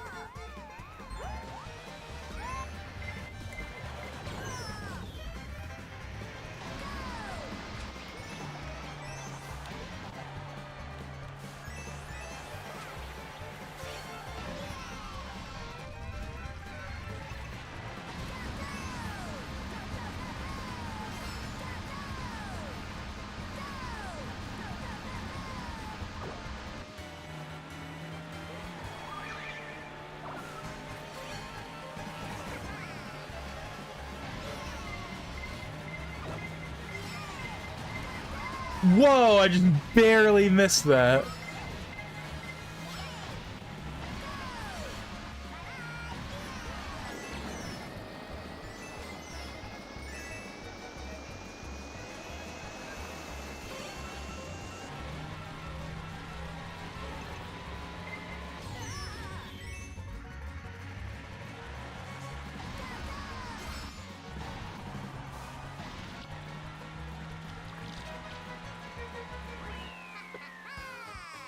What did I get? Third? That's not bad. Spider-Man in the animated series was made by Saban in the 90s for the Fox Kids era. And then in 2002, Disney bought Saban and now owns not just Spider-Man, but cartoons, all the other 90s cartoons.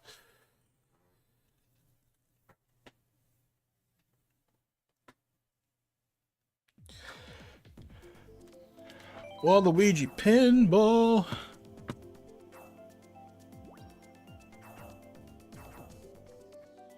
Orange.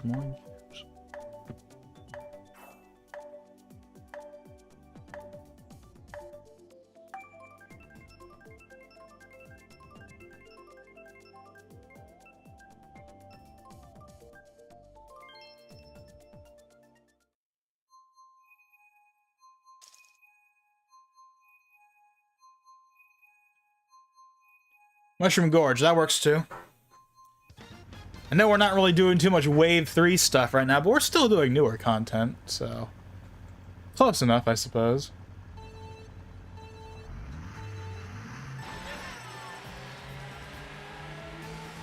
I like how with this one, they didn't even bother to change the track at all. Like, all the other tracks get new remixes. This one doesn't. They're just like, nope, it's Mushroom Gorge. We don't need to change it. It's already perfect. It's not literally completely unaltered. There actually is a subtle change in it, but it's 99% the same. That's fine. There's just nothing wrong with it. I think some people will argue they should have just done that with Coconut Mall, because Coconut Mall is like the most iconic track in the entire series, and they did do a new version of it, which I do like. But I like it in the same way that I like... but it has the same issue, quote-unquote, that, like, My Resort does in Splatoon 3, where I still like it, but it's, like, not as good as the original. Like, My Resort, like, in my last Splatoon stream, I said, oh yeah, My Resort, I would say, is, like in Splatoon, like...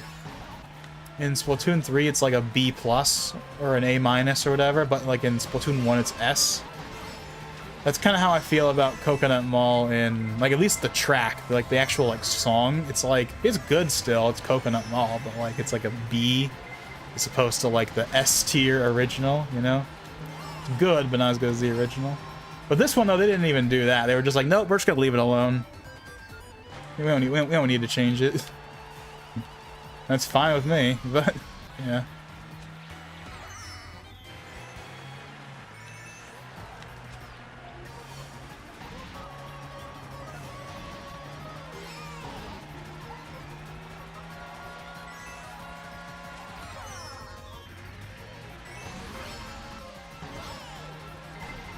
The shame no one's really shown up yet outside of sorry, I'm sorry if you're still here. By the way, I don't think you are. Apologies if I'm butchering your name. But yeah, Donzel from earlier, who was like, "Hey, are you gonna do like an open lobby or whatever?" Yeah, I don't think he stuck around, unfortunately. But you know, aside from him, we haven't really had anyone else pop in aside from Antonio. But thank you, Antonio, for sticking around, though. 8th place. Wonder how much longer we're gonna go here.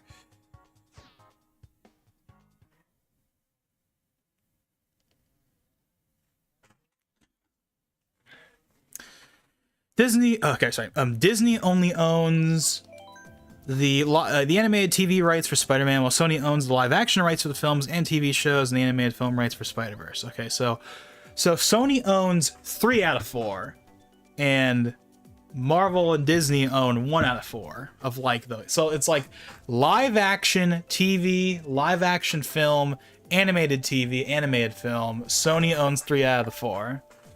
And then Disney just has 1 out of the 4. Because of course we're getting the Silk series on Amazon, so they own the rights to live action Spider-Man on TV. They of course own it on film. And they own the animated movie rights because they own the film rights in general.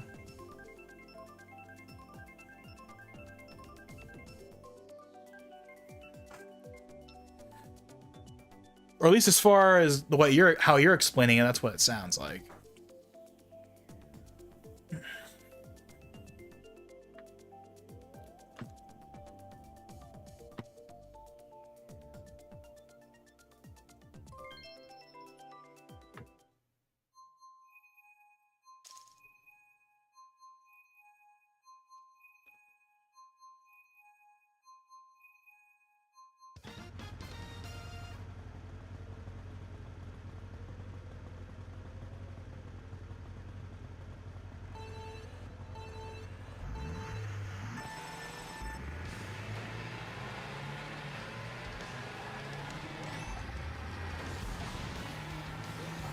Okay, hold on, wait, we're doing this on, Mirror.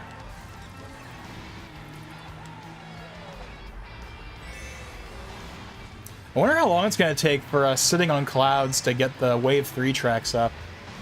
Hopefully it won't be too long.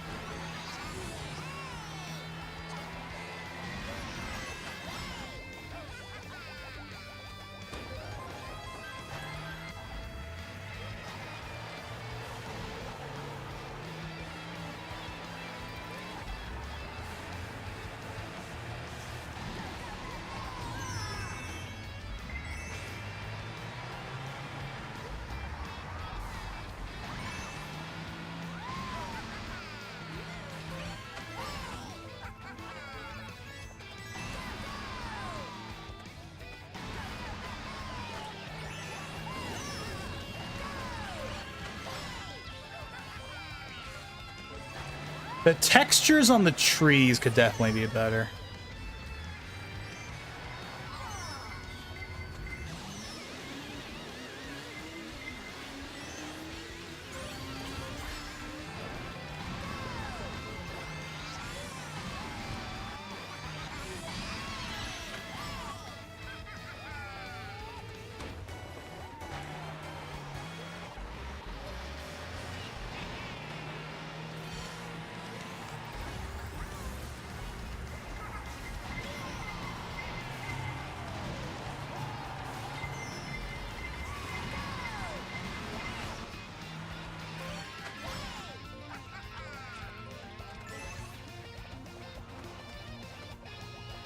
Oh shit, I didn't mean to do that.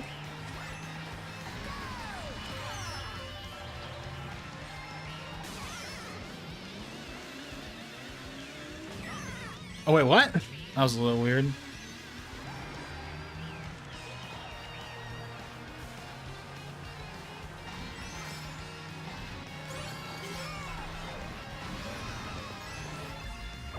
I am so far behind.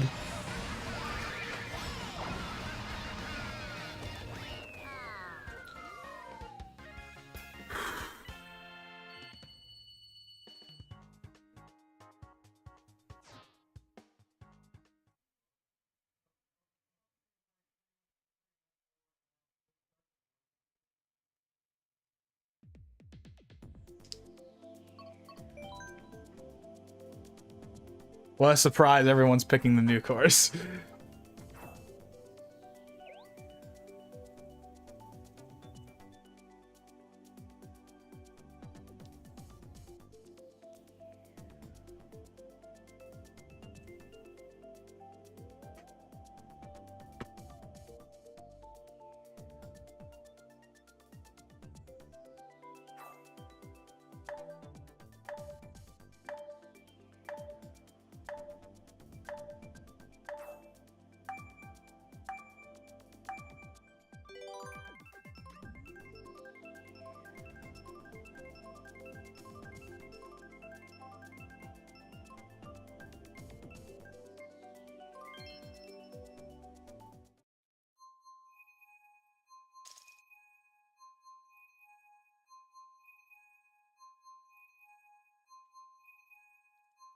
Stream has been going good so far, by the way. I know I mentioned this like way earlier that it was fine, but we're almost 2 hours in and we haven't had a single frame drop or anything, so sweet.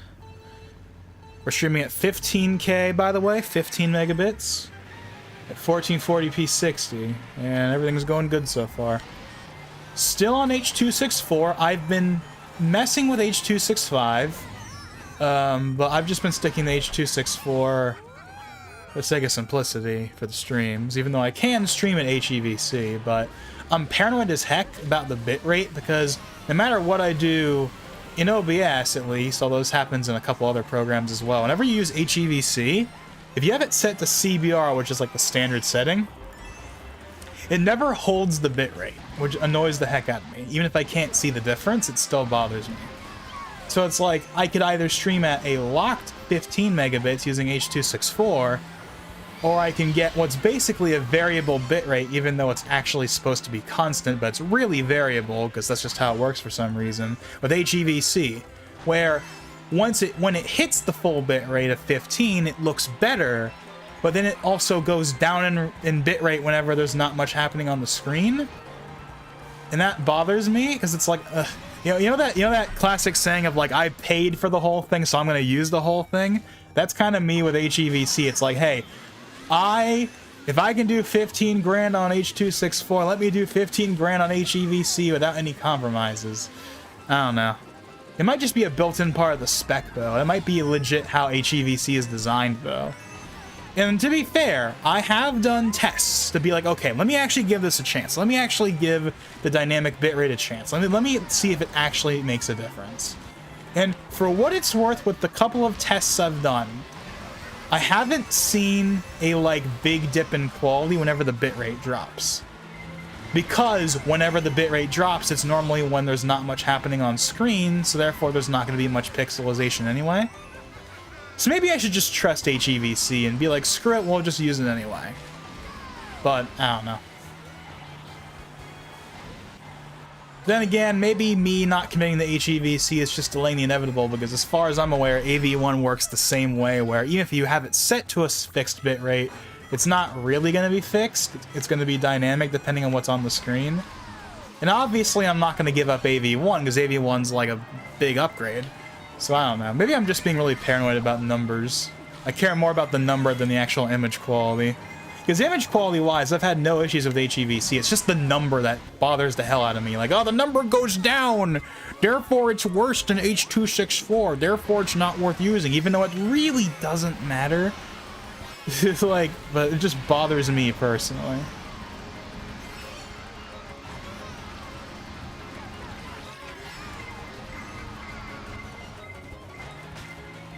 It's also one of the reasons why I've been rendering my videos recently in H.264, not H.265. I used to render in H.265, HEVC I should say, a few years ago, but then when I upgraded to Vegas Pro 16 in 2021, there was this weird bug where, like, HEVC, like, this didn't happen in 15, it was only in 16, even though 16 is, like, not that much better than 15, like, 16 is a minor update, like, 14, because I started on 14, this is kind of relevant, actually, because, of course, I put the community post out there that, hey, new bundle on Humble Bundle, which, by the way, you should absolutely check out if you're interested in a video of making videos and stuff, or if you have an older version of Vegas, like 14, 15, whatever, yeah, absolutely upgrade.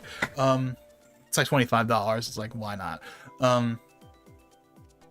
But I started on Vegas Pro 14 back in 2017. All these are from Humble Bundles, by the way. That's why I've been bringing up, like, Humble Bundle, because that's where I've gotten all these from. I haven't, like all of the Vegas licenses I have are all legitimate. They're not pirated.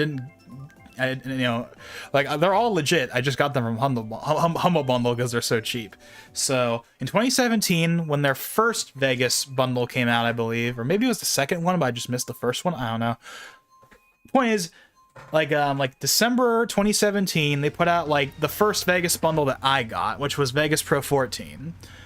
And then, and then a year later, like, around the same time, like December 2018, we got the Vegas Pro 15 bundle, and I used that, and then they re-released that bundle like twice afterwards. But Vegas Pro 15, like, I used that for like what, 2.5 years. I used that one the longest of any version so far. And then last year in April, they released a Vegas Pro 16 bundle. And Vegas Pro 16 is a very minor upgrade to 15. Like, 14 to 15 is a big upgrade because you get the new, like, dark mode UI and you get, like, hardware encoding, which is a big deal. Although you can actually add hardware encoding to older versions of Vegas with a plugin, which I actually now use on all my current versions of Vegas as well, because it's better and has more functionality than the built-in stuff, but that's a whole other conversation for another day. So yeah, Vegas Pro 16 introduced a weird bug with HEVC where you can't actually render to true 60 FPS with hardware encoding. You have to do 59.94 because the window bugs out, which was really annoying, and because of that I had to go back down to H.264 whereas I used HEVC the entire time I had 15 because that worked fine. But in 16 by default there's a bug where if you use HEVC in like NVIDIA, at least within, I can't speak for AMD or Intel, but at least with NVIDIA, if you try to do NVIDIA HEVC in 16, you'll be limited to 59.94. You can't do true 60, which bothered the heck out of me, so I just went back to H.264, which wasn't a big deal, but still.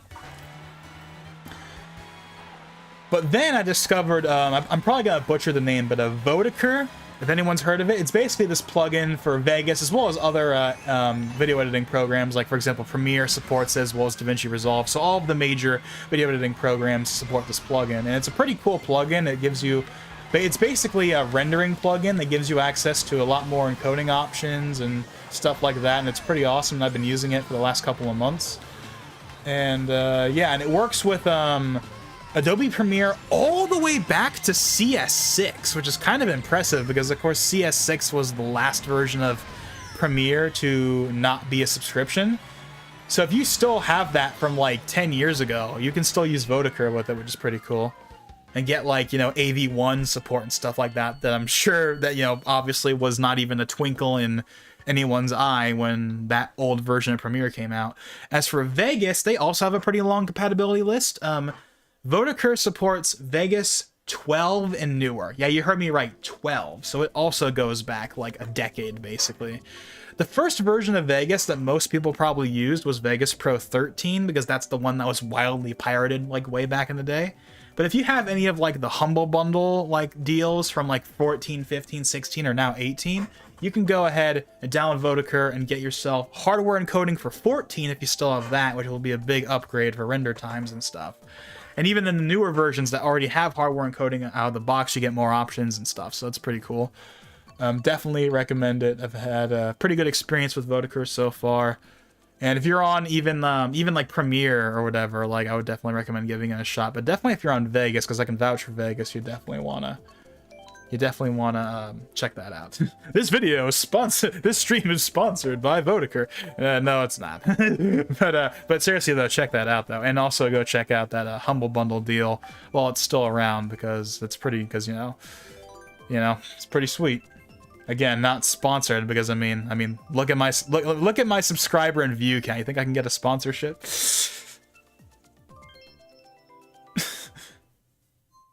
Yeah, I'm never gonna get a sponsorship from anything, because I don't upload often enough to get like a sponsorship, you know. Because I mean, who's gonna sponsor a channel that like barely uploads, or at least barely uploads like proper videos, you know? Anyways, not that sponsorships matter all that much, but I don't know. Anyways, but what was I saying again? I got sidetracked.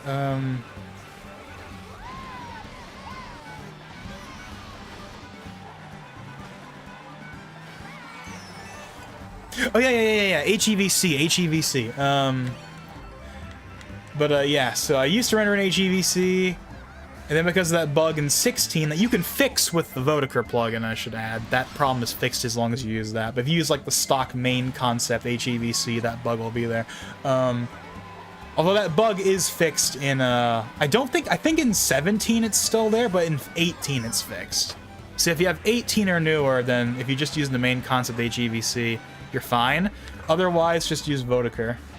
That would also work as well to get like a true 60. I know that like 59, I know the difference between 59.94 and 60 is like almost none, is like none perceptually, but I don't know. I just don't want to have, but I don't know, having the downgrade quote unquote from a true 60 to 59.94 literally just because the program was bugged, I just never liked. Which is why I'm glad that Vodacur exists and fixes that problem.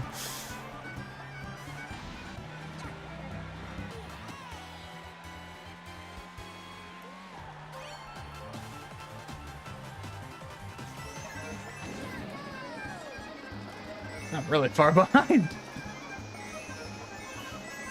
But yeah, HEVC for streaming, I've been tempted to try that out. I've only done a couple of test streams with it so far, and some test recordings. I'll probably get around to using it eventually, because it is supposed to be better. But at the same time, I think the main thing that has stopped me from like really bothering with HEVC is that around the same time HEVC finally got official support in OBS, like a few updates ago, we got like better like H.264 because of not because of any like hardware necessarily, like with the Turing cards from a few years ago, not even that, and I'm still in Pascal, so that wouldn't affect me anyway, but because the FFmpeg like quality settings where it's like P1 2 3 4 5 6 7, that was added in that update, and that let you increase the image quality of H.264 beyond what OBS already did. So that already was like, okay, well, I can just use H.264 anyway, and it'll look better than it used to. But at the same time, HEVC also gets those same options. So you could argue that HEVC would then also look even better than what it would have anyway. So I don't know.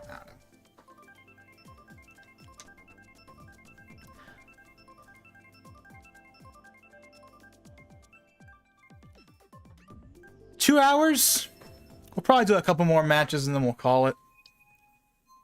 I haven't really seen anyone else show up, so yeah.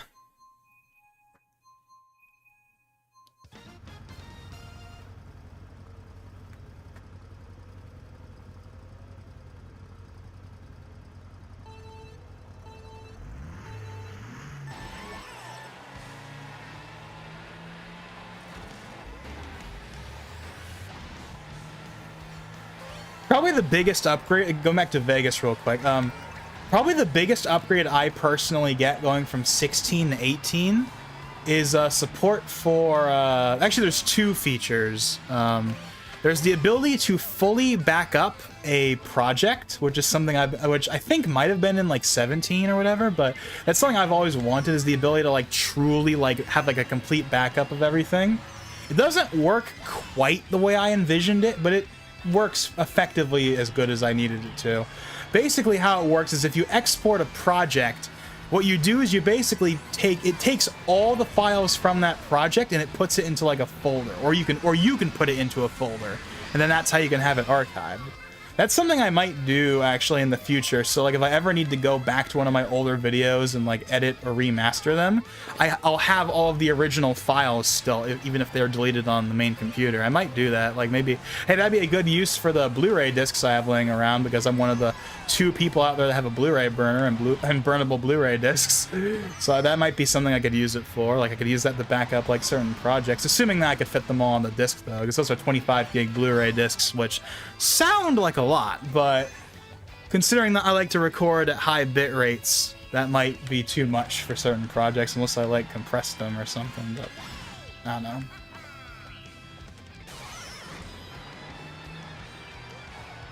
Maybe I could try compressing it all into like a zip file first, then put them on the Blu-ray disc. I don't know.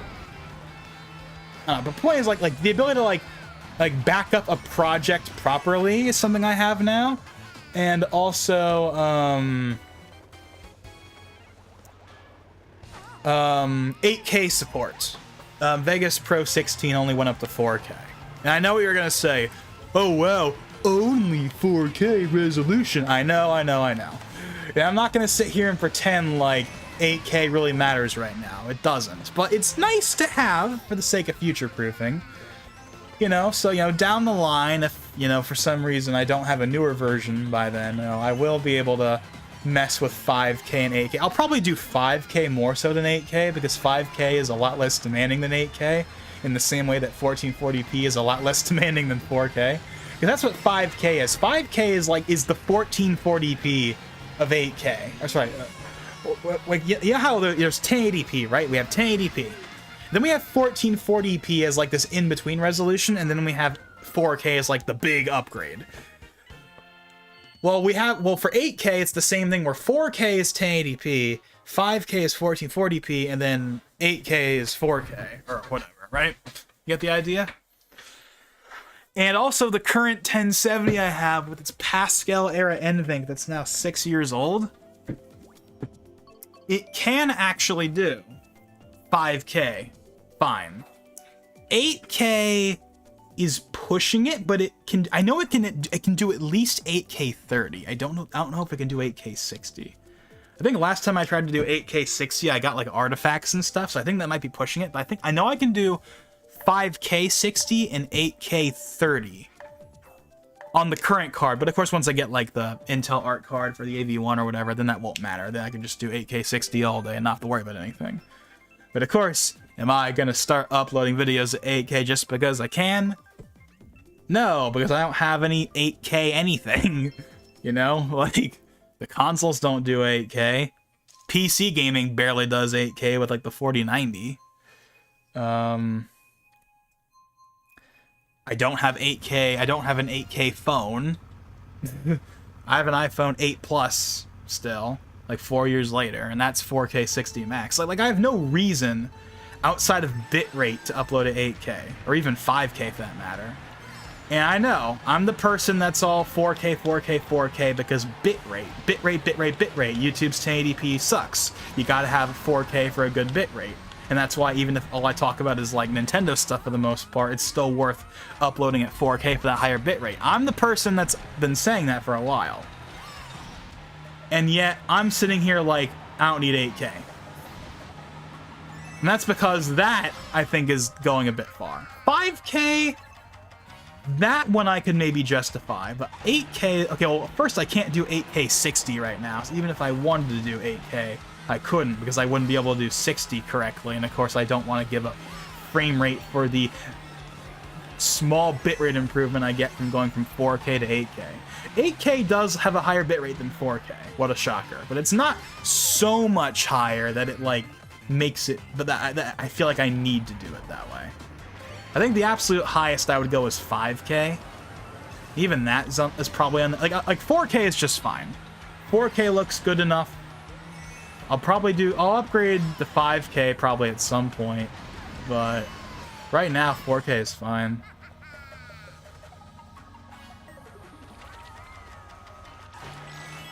I'm talking about 5K and 8K like there's something I'm gonna be doing like at all, really. I'm not. Like 5K and 8K are gonna be like years away, because it doesn't really matter all that much outside the bitrate improvements until like I actually have stuff that's capable of displaying that kind of resolution. I mean, I got 4K consoles, a 4K monitor, and a 4K capture card. And any kind of like real-life footage I would use for like unboxings or whatever will be 4K max anyway, because that's the maximum that like my phone can do. So it's 4K max across the board. So unless I really want a higher bitrate, even though 4K is like a high enough bitrate anyway, then yeah, it's like fine as is. But never say never. Just not right now. I don't think 8K is gonna matter until like the mid-gen refresh happens. Like whenever the PS5 Pro happens, and that will of course flaunt some kind of like 8K support, probably 8K 30. Then I might start messing with 8K, but then of course I have to get an 8K capture card. And 8K capture cards don't exist yet because there's nothing to capture in 8K, because 8K doesn't matter yet. 8K is still quite some ways away. I mean, hell, 4K is still not the mainstream format yet. It's becoming more mainstream, to be sure, but it's not like fully mainstream. It feels like we're at like a halfway point where it's like half is still 1080p and then half is 4K, but 4K hasn't like taken over as like the default format. 1080p is still like the default, with more things adopting 4K, but 1080p is still the default. We have to reach 4K becoming the default before we get 8K becoming anything, which is why I really don't think they should honestly even bother with a mid-gen refresh, because we don't need 8K on the consoles. At best, just give us like 4K 60 across the board, and that'd be good enough for me. We don't need 8K. I'm not gonna say no to 8K, but we really don't need it. 4K, like the law of diminishing returns kicks in beyond 4K. The jump from 1080p to 4K is pretty nice. It's not like earth-shattering the same way that going from like standard definition to 1080p, like that's obviously like life-changing, right? Going from like an old CRT to a 1080p TV is a huge, gargantuan, astronomical jump. 1080p to 4K is very nice, but it's not earth-shattering. 4K to 8K is going to be even smaller than that. Like, I mean, I haven't used an 8K screen, so I can't prove anything, of course, but I don't know. 4K, this 4K monitor is really sharp. If I have a 4K feed going through it, it looks really clean.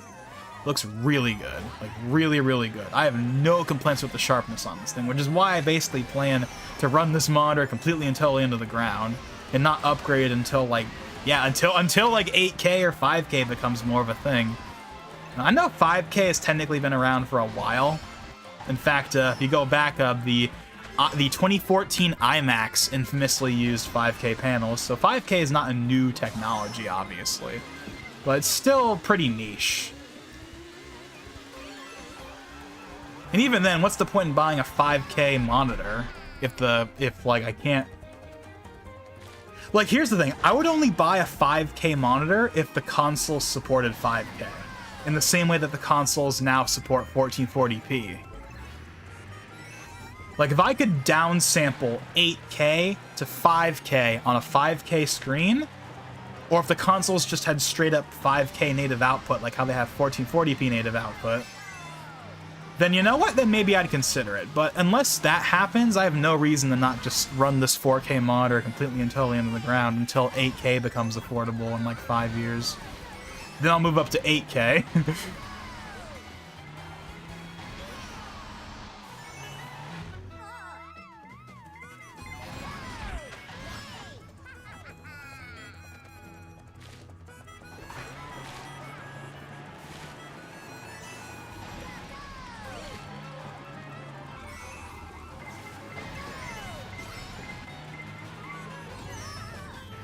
Logan, have you seen the 2003 Spider-Man series with Neil Patrick Harris? You mean like the like MTV like CG one? No,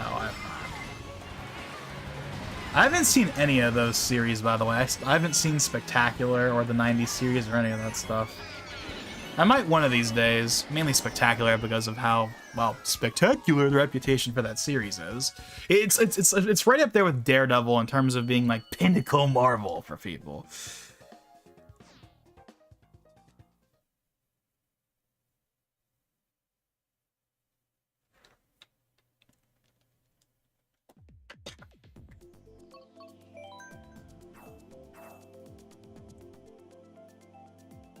Alrighty then.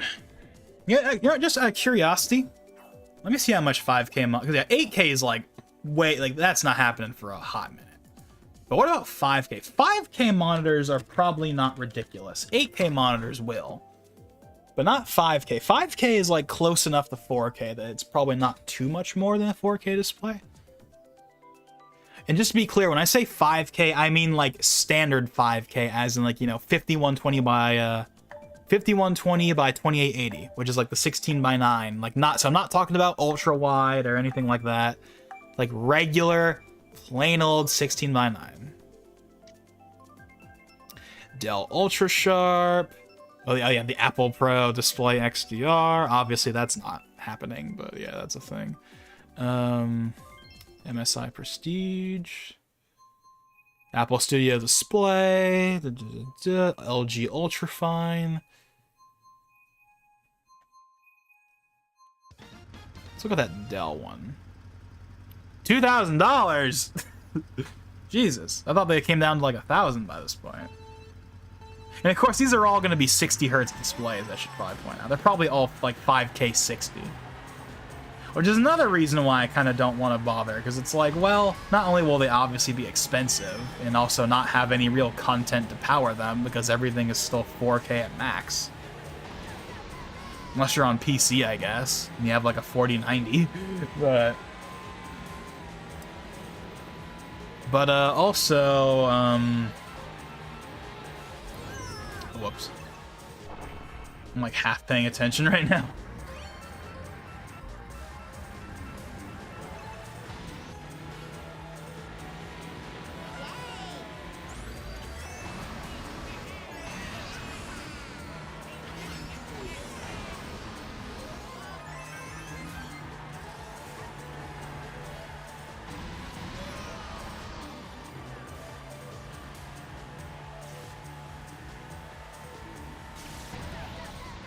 What was I saying, darn it? Why did I just forget what I was talking about? Oh yeah, the 5K. Yeah, 5K. Yeah, because right now I have a 4K 60 hertz display. And while I'm pretty happy with that for the consoles and stuff, using it as a PC monitor is kind of not the greatest experience ever, because one, 4K at like 100% scaling, where everything is like really small, is not like, it's great for video editing. Like you get a lot more room for video editing when you do that. But aside from that one use case, it's like kind of too big. It's like there's like too much room. So going up to like 150% or 175% is more ideal. But then you have to worry about like scaling and certain things, and like if 100% 4K is already like too small for you, then 5K and 8K will just make that way worse. So you'll be forced to use resolution scaling to like not have everything like be like usable. Outside of, again, video editing, where having all the room you can possibly have is like obviously a big deal. But also, if I was going to upgrade this monitor, realistically, Would I really want to go to another 60 hertz display? Not necessarily because of gaming. I'm perfectly content with 60 hertz for gaming. 120 is nice. I have 144 hertz 1440p monitor as a secondary display. And it's nice, trust me. But the main benefit is actually, ironically enough, not for gaming for me. It's for just computer use. Just like having the mouse cursor and like moving windows around. They're just so much smoother at 120 FPS versus 60. Whereas gaming, oh, it's smoother. It's smoother. It's nice.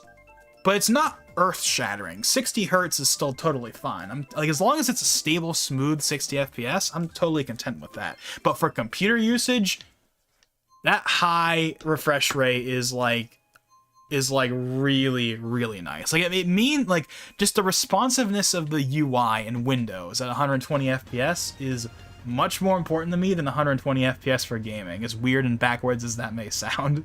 120 FPS in gaming is nice. It's nice.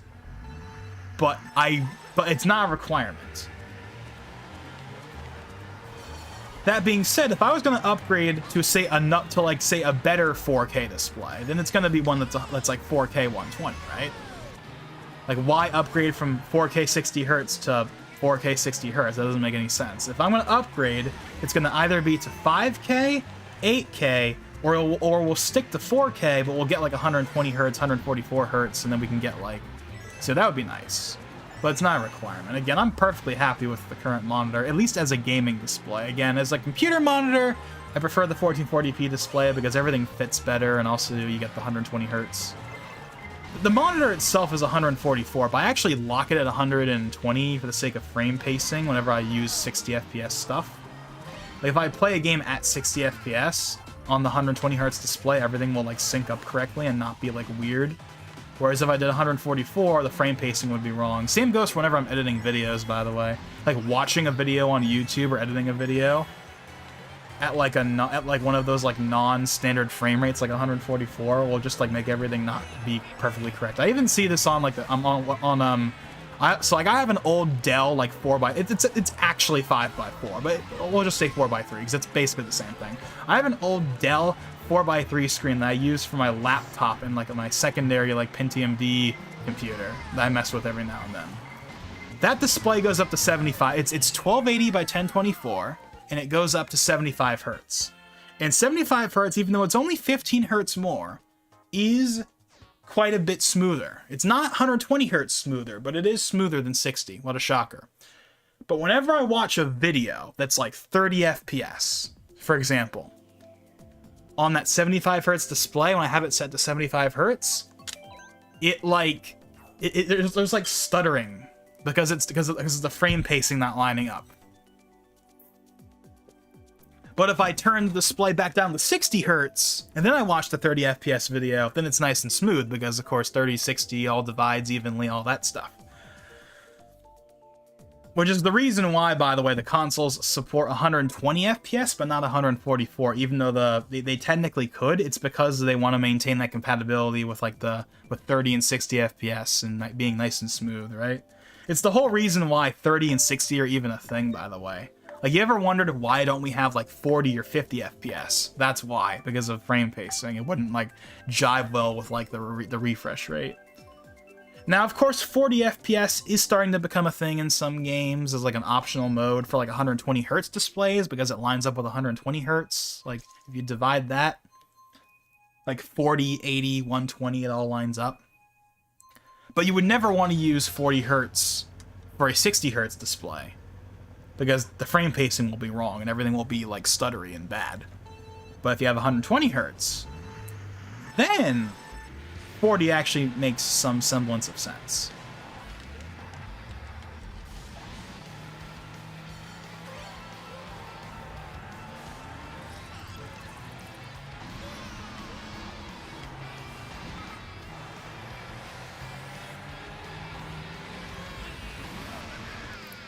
We've been going for 2 hours and 30 minutes and I still haven't stopped yet.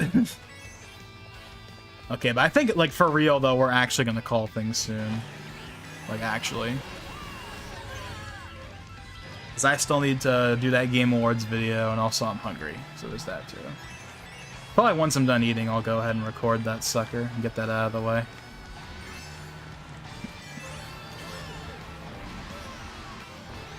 Oh yeah, hold on, I just completely forgot about something. Okay, actually, okay, so you know, okay, so I've been talking about for like 8K and 5K, right, for the past like 15 minutes or whatever. But originally I was talking about benefits I got from upgrading the Vegas 18 from 16. Okay, I said that 8K was probably the biggest like actual thing I got. Let me take that back. Actually, no, there's a much bigger thing I get that might not sound like as big of a deal, but it actually is. Vegas 18 adds support for full range color.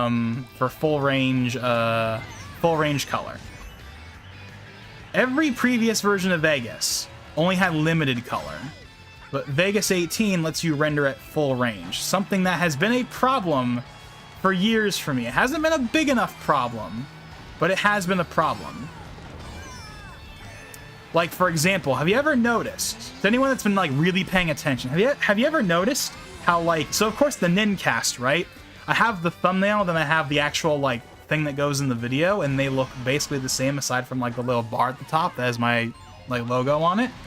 Have you ever noticed how in a lot of cases the version that's actually in the video is darker than the one that's in the thumbnail?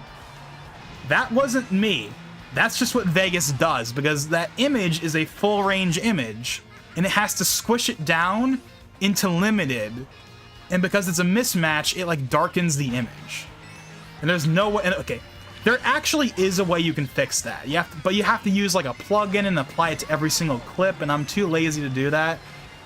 But now in Vegas 18 and newer, you can just set the project to full range and not have to worry about that anymore. I actually already did some tests comparing what it would look like in 16 and what it would look like in 18. And yeah, the one in 18 looks the same as the actual raw image, whereas the one from 16, or the one that's in limited range, which you can still do in 18 if you really want to, has like this darkening effect on it. Is it a game breaker? No, especially for something like the Nincast where it's just a static image and it doesn't really matter anyway. It doesn't matter, but like, you want to know like actual side effects of this problem? Go back to the Splatoon videos from last year. You notice how all of the gameplay is dark and saturated? That's because all of the gameplay was recorded in 444 full range RGB in OBS. But then when I rendered the video, it was with limited, because that's all that Vegas 16 supports by default. Meaning that it had to, again, take that full range, uncompressed whatever, uncompressed, well, that doesn't really have anything to do with it, to be fair. Like the compression, but like, it took that like full range color and it squished it down into limited, and because it did that, it made everything like saturated and dark. And I never liked that. Whenever I look back on those like Splatoon videos, my biggest problem with them is the footage. It's so bright and saturated in certain parts. In the Splatoon 1 footage, it's not too bad, but in Splatoon 2 footage, it's like really apparent in some cases where like the orange is like really bright and like the blacks are like too dark and it like obscures detail. Again, is it like a game breaker? No, but it bothers the heck out of me. Now, to be clear, that only happens if you use full range stuff. If you have limited range stuff, then it doesn't do anything. Like, for example, the parts 1 and 2 of the Smash series, right? That gameplay is limited range. So when it's rendered out in Vegas 16, it's limited range, and therefore it looks correct. But if you do full range and you try to squish it down to limited, it looks wrong. But now that I can just render it full, I can do whatever I want and everything will look fine. At least in theory. I don't know what happens if I do limited to full. That might also cause issues, but at least from the little I've tested so far, everything seems to work more or less okay. So, yay for that. So yeah, the days of overly dark and like saturated gameplay clips for some of the things are officially over now that I don't have to worry about that anymore. Now, granted, I could have eliminated that problem back in those videos by just recording in limited range and not trying to do the 444. But I don't know. Still. The point is that entire issue doesn't matter anymore. That was fixed in 18, so yeah. So I get 8K, and I don't have to worry about the color range issue anymore. So yeah, I'm pretty happy with that.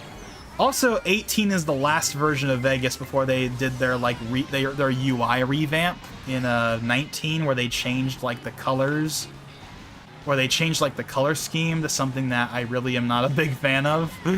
The color scheme in 15 through 18 is pretty good, but the color scheme in 19 and 20 has these like really, again, like has these, ironically enough, has these like really saturated colors for like the timeline for your video and audio that I don't like.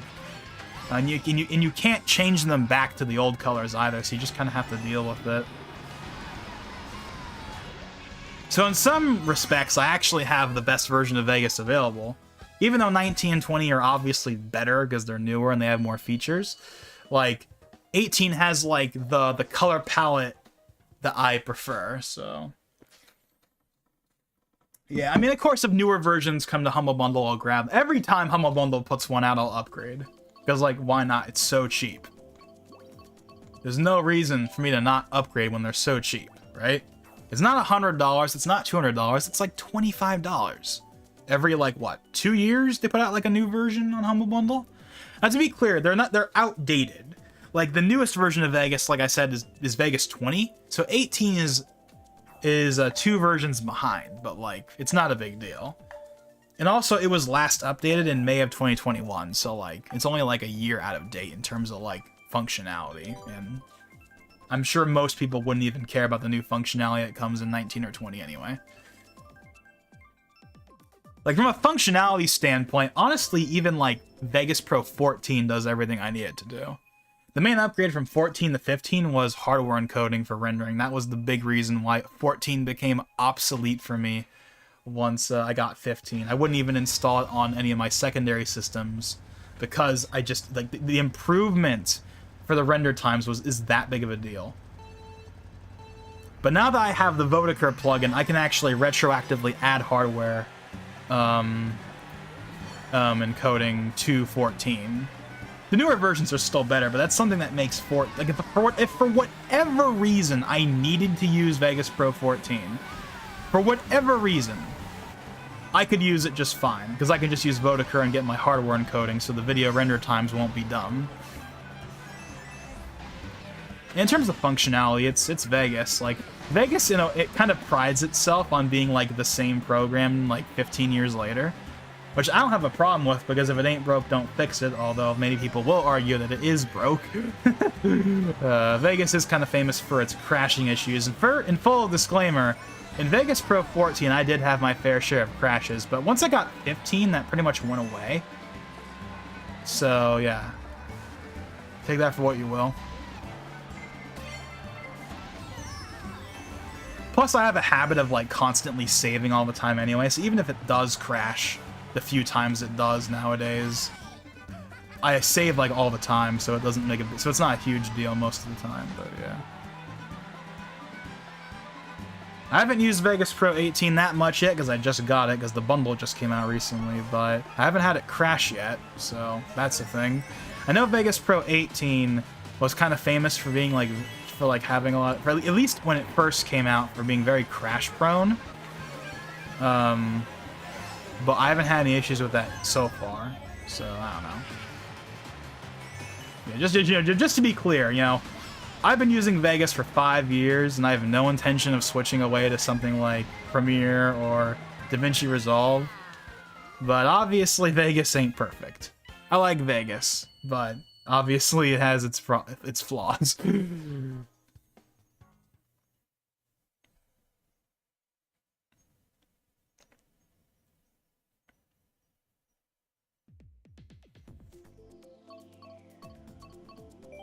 Whoops, I didn't mean to pick that.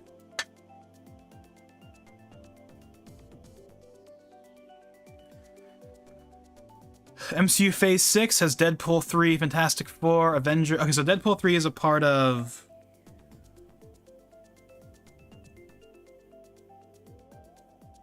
Okay, so Deadpool 3 is Phase 6.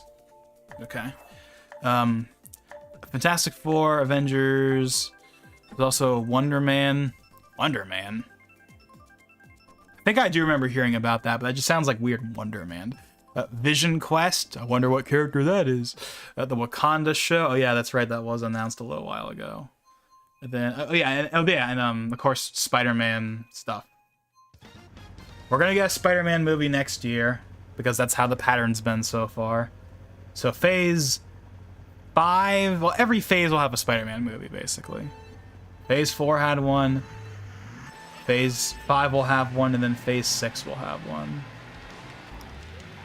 For, like, the college trilogy.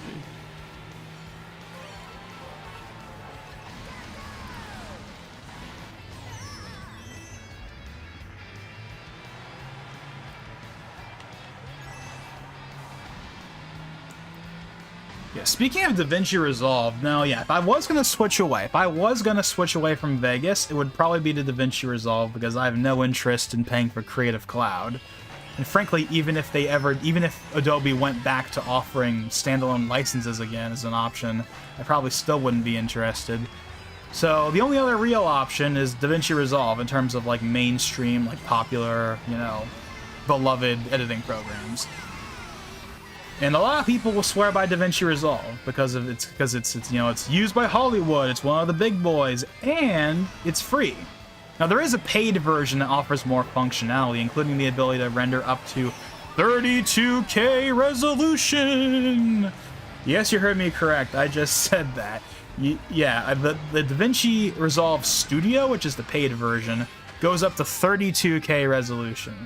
Which is obviously completely absurd, but sure, why not? If they can market... Hey, I guess they probably have it more as a marketing point than anything else, considering that we don't even have 32K cameras. We have 12K cameras, like there was that Blackmagic 12K camera that LTT got like a year or two ago. I think they got rid of them, but I could be wrong about that. They remember they bought like you know how LTT, right? They got like the 8K red camera like years ago, right? And people talked about why the heck did they buy an 8K camera?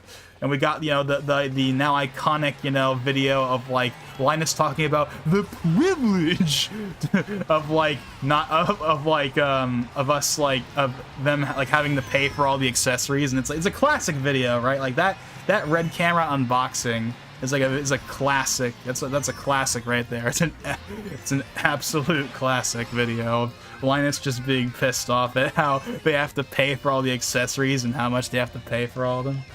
It's a classic. But yeah, but then a couple years later, they got like Blackmagic 12K cameras, and now I think they've moved to like something else. I don't know. Like they get so many cameras that they really don't need, but it's interesting. So I don't know. I mean, they've made it clear that they obviously don't need an 8K camera, they don't need a 12K camera, but they just got them because why not? It's fun to be able to experiment with stuff like that. I mean, I'd love to be able to shoot an 8K too, but I mean, am I gonna pay thousands of dollars for it? No. I'll just wait until my phone comes with an 8K camera, which obviously isn't as good as a red camera or whatever, but anyways. We haven't done Snowland yet.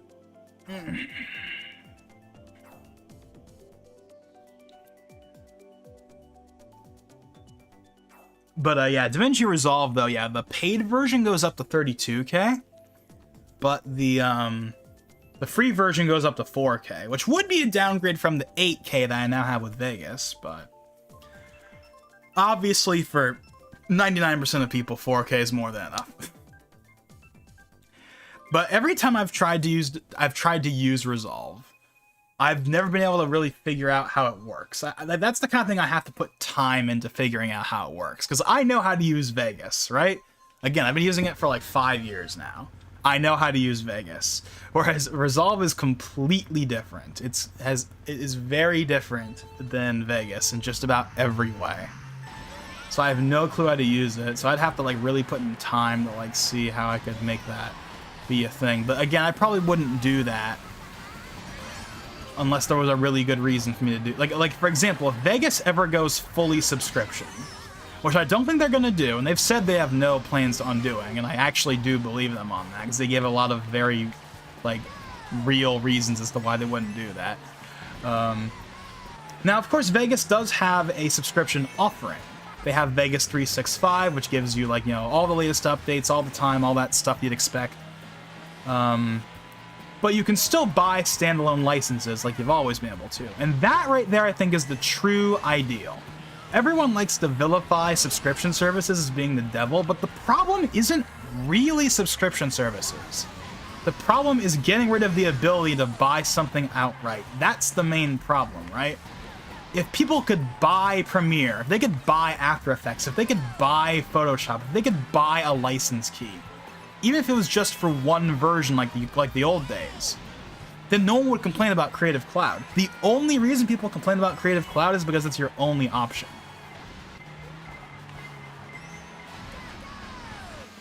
As long as Vegas keeps offering the ability to buy licenses and not just have the subscription, I think that that's totally fine. But if they ever go fully subscription, then I might consider moving to DaVinci Resolve or something like that. Now, of course, I could always just run my existing licenses completely and totally into the ground. I mean, Vegas Pro 18 and 16 or whatever are not going to go away just because they go subscription. I'll still have those licenses. They're not going to suddenly go away, or at least they probably won't. Hopefully they won't. So I could always just run those into the ground. And again, you know, 8K support. I mean, I'm not gonna. I mean, if I really wanted to, I could run, like, yeah, Vegas Pro 18 in particular completely and totally into the ground if I really wanted to. But as long as Vegas keeps offering standalone versions and they keep putting out stuff on Humble Bundle every once in a while, so I can keep on upgrading without having to spend like $100.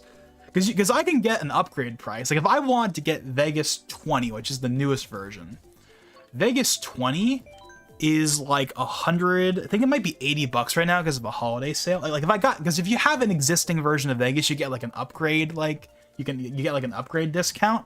And I believe right now for Vegas like Edit, which is like just the program, not any like add-ons or anything. Like if I just wanted the Vegas 20 and not anything else, it's like $80 or $100, which isn't bad. That's like that's a good discount over what it costs new. Or I can just wait and it'll become $25. Like, that's the glorious thing.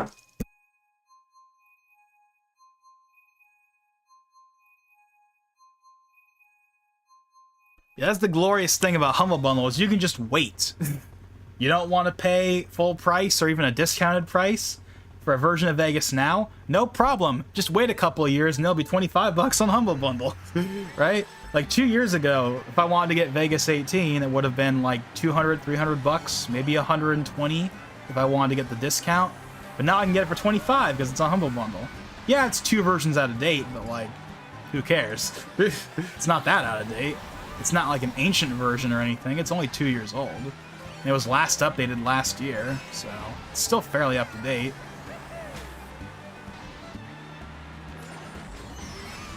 Speaking of Humble Bundle, one thing I have been very tempted to get is, of course, Humble Bundle doesn't just offer Vegas. They also offer a bunch of, I mean, of course, Humble Bundle is mainly known for their games, but I mainly just use it for stuff like, programs like Vegas and SoundForge and stuff like that. But I know they've put out quite a few bundles for Corel. And I am very interested in getting like Corel Video Studio, not as a program to edit with, but as a program for like very specific things. Like I wouldn't edit full-on videos in that program probably, unless I wanted to be really authentic. But I mainly want it so I can get like certain transitions and effects that are only in that program that I would want to use for certain videos.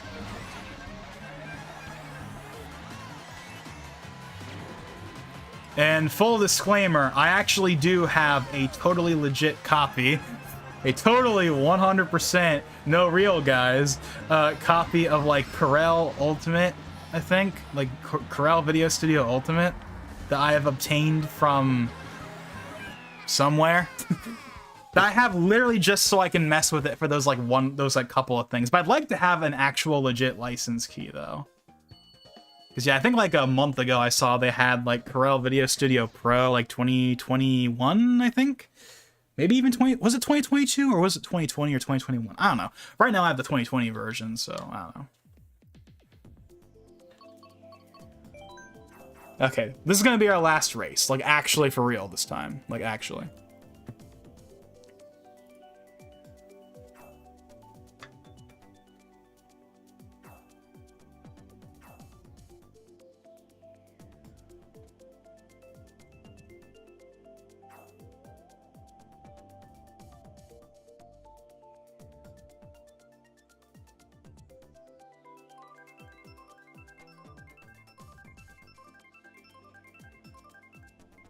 But yeah, that's something I definitely need to do at some point, is get like a legit copy of like the Corel software. Again, not to make videos with necessarily, but just like for like those certain trains. Like for example, for stuff for like the parody video, for example, that I've been working on and off for a while.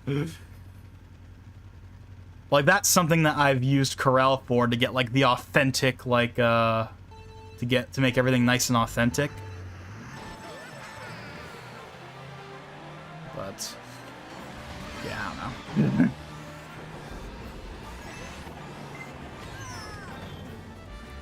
But yeah, so long and short of it, yeah, Vegas 18 is a bigger upgrade.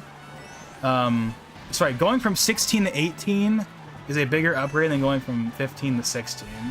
That might sound obvious, but like again, like full range RGB, 8K support for all the stuff that was added in Vegas Pro 17 as well. I gotta remember that. Like for example, you get more, you get like color grading, like more color grading support, something that wasn't really in Vegas 15 and 16, if I remember. Not that I ever used it, because I mean, none of the stuff I make requires color grading. I'm not making a movie or anything. And I don't shoot live action anything, right? Like all my stuff is like gaming footage for the most part, so I have no reason to color correct anything. But if I ever need to color correct, I have the tools for that now, so that's, you know, neat, no? Yeah, 8K and then full range are kind of the main benefits I get right now. Normally I would say faster render times, but since I use Vodacur now, that kind of doesn't matter. Because Vodacur will have the same render times no matter what program you're using. Like, I actually did a test in like both 14 and 18 with Vodacur with the same exact settings, and the render time was like pretty much the same, so. The traditional newer version, therefore better render times, doesn't really matter as much with Vodacur. Which is fine, because Vodacur's render times are fine, but yeah.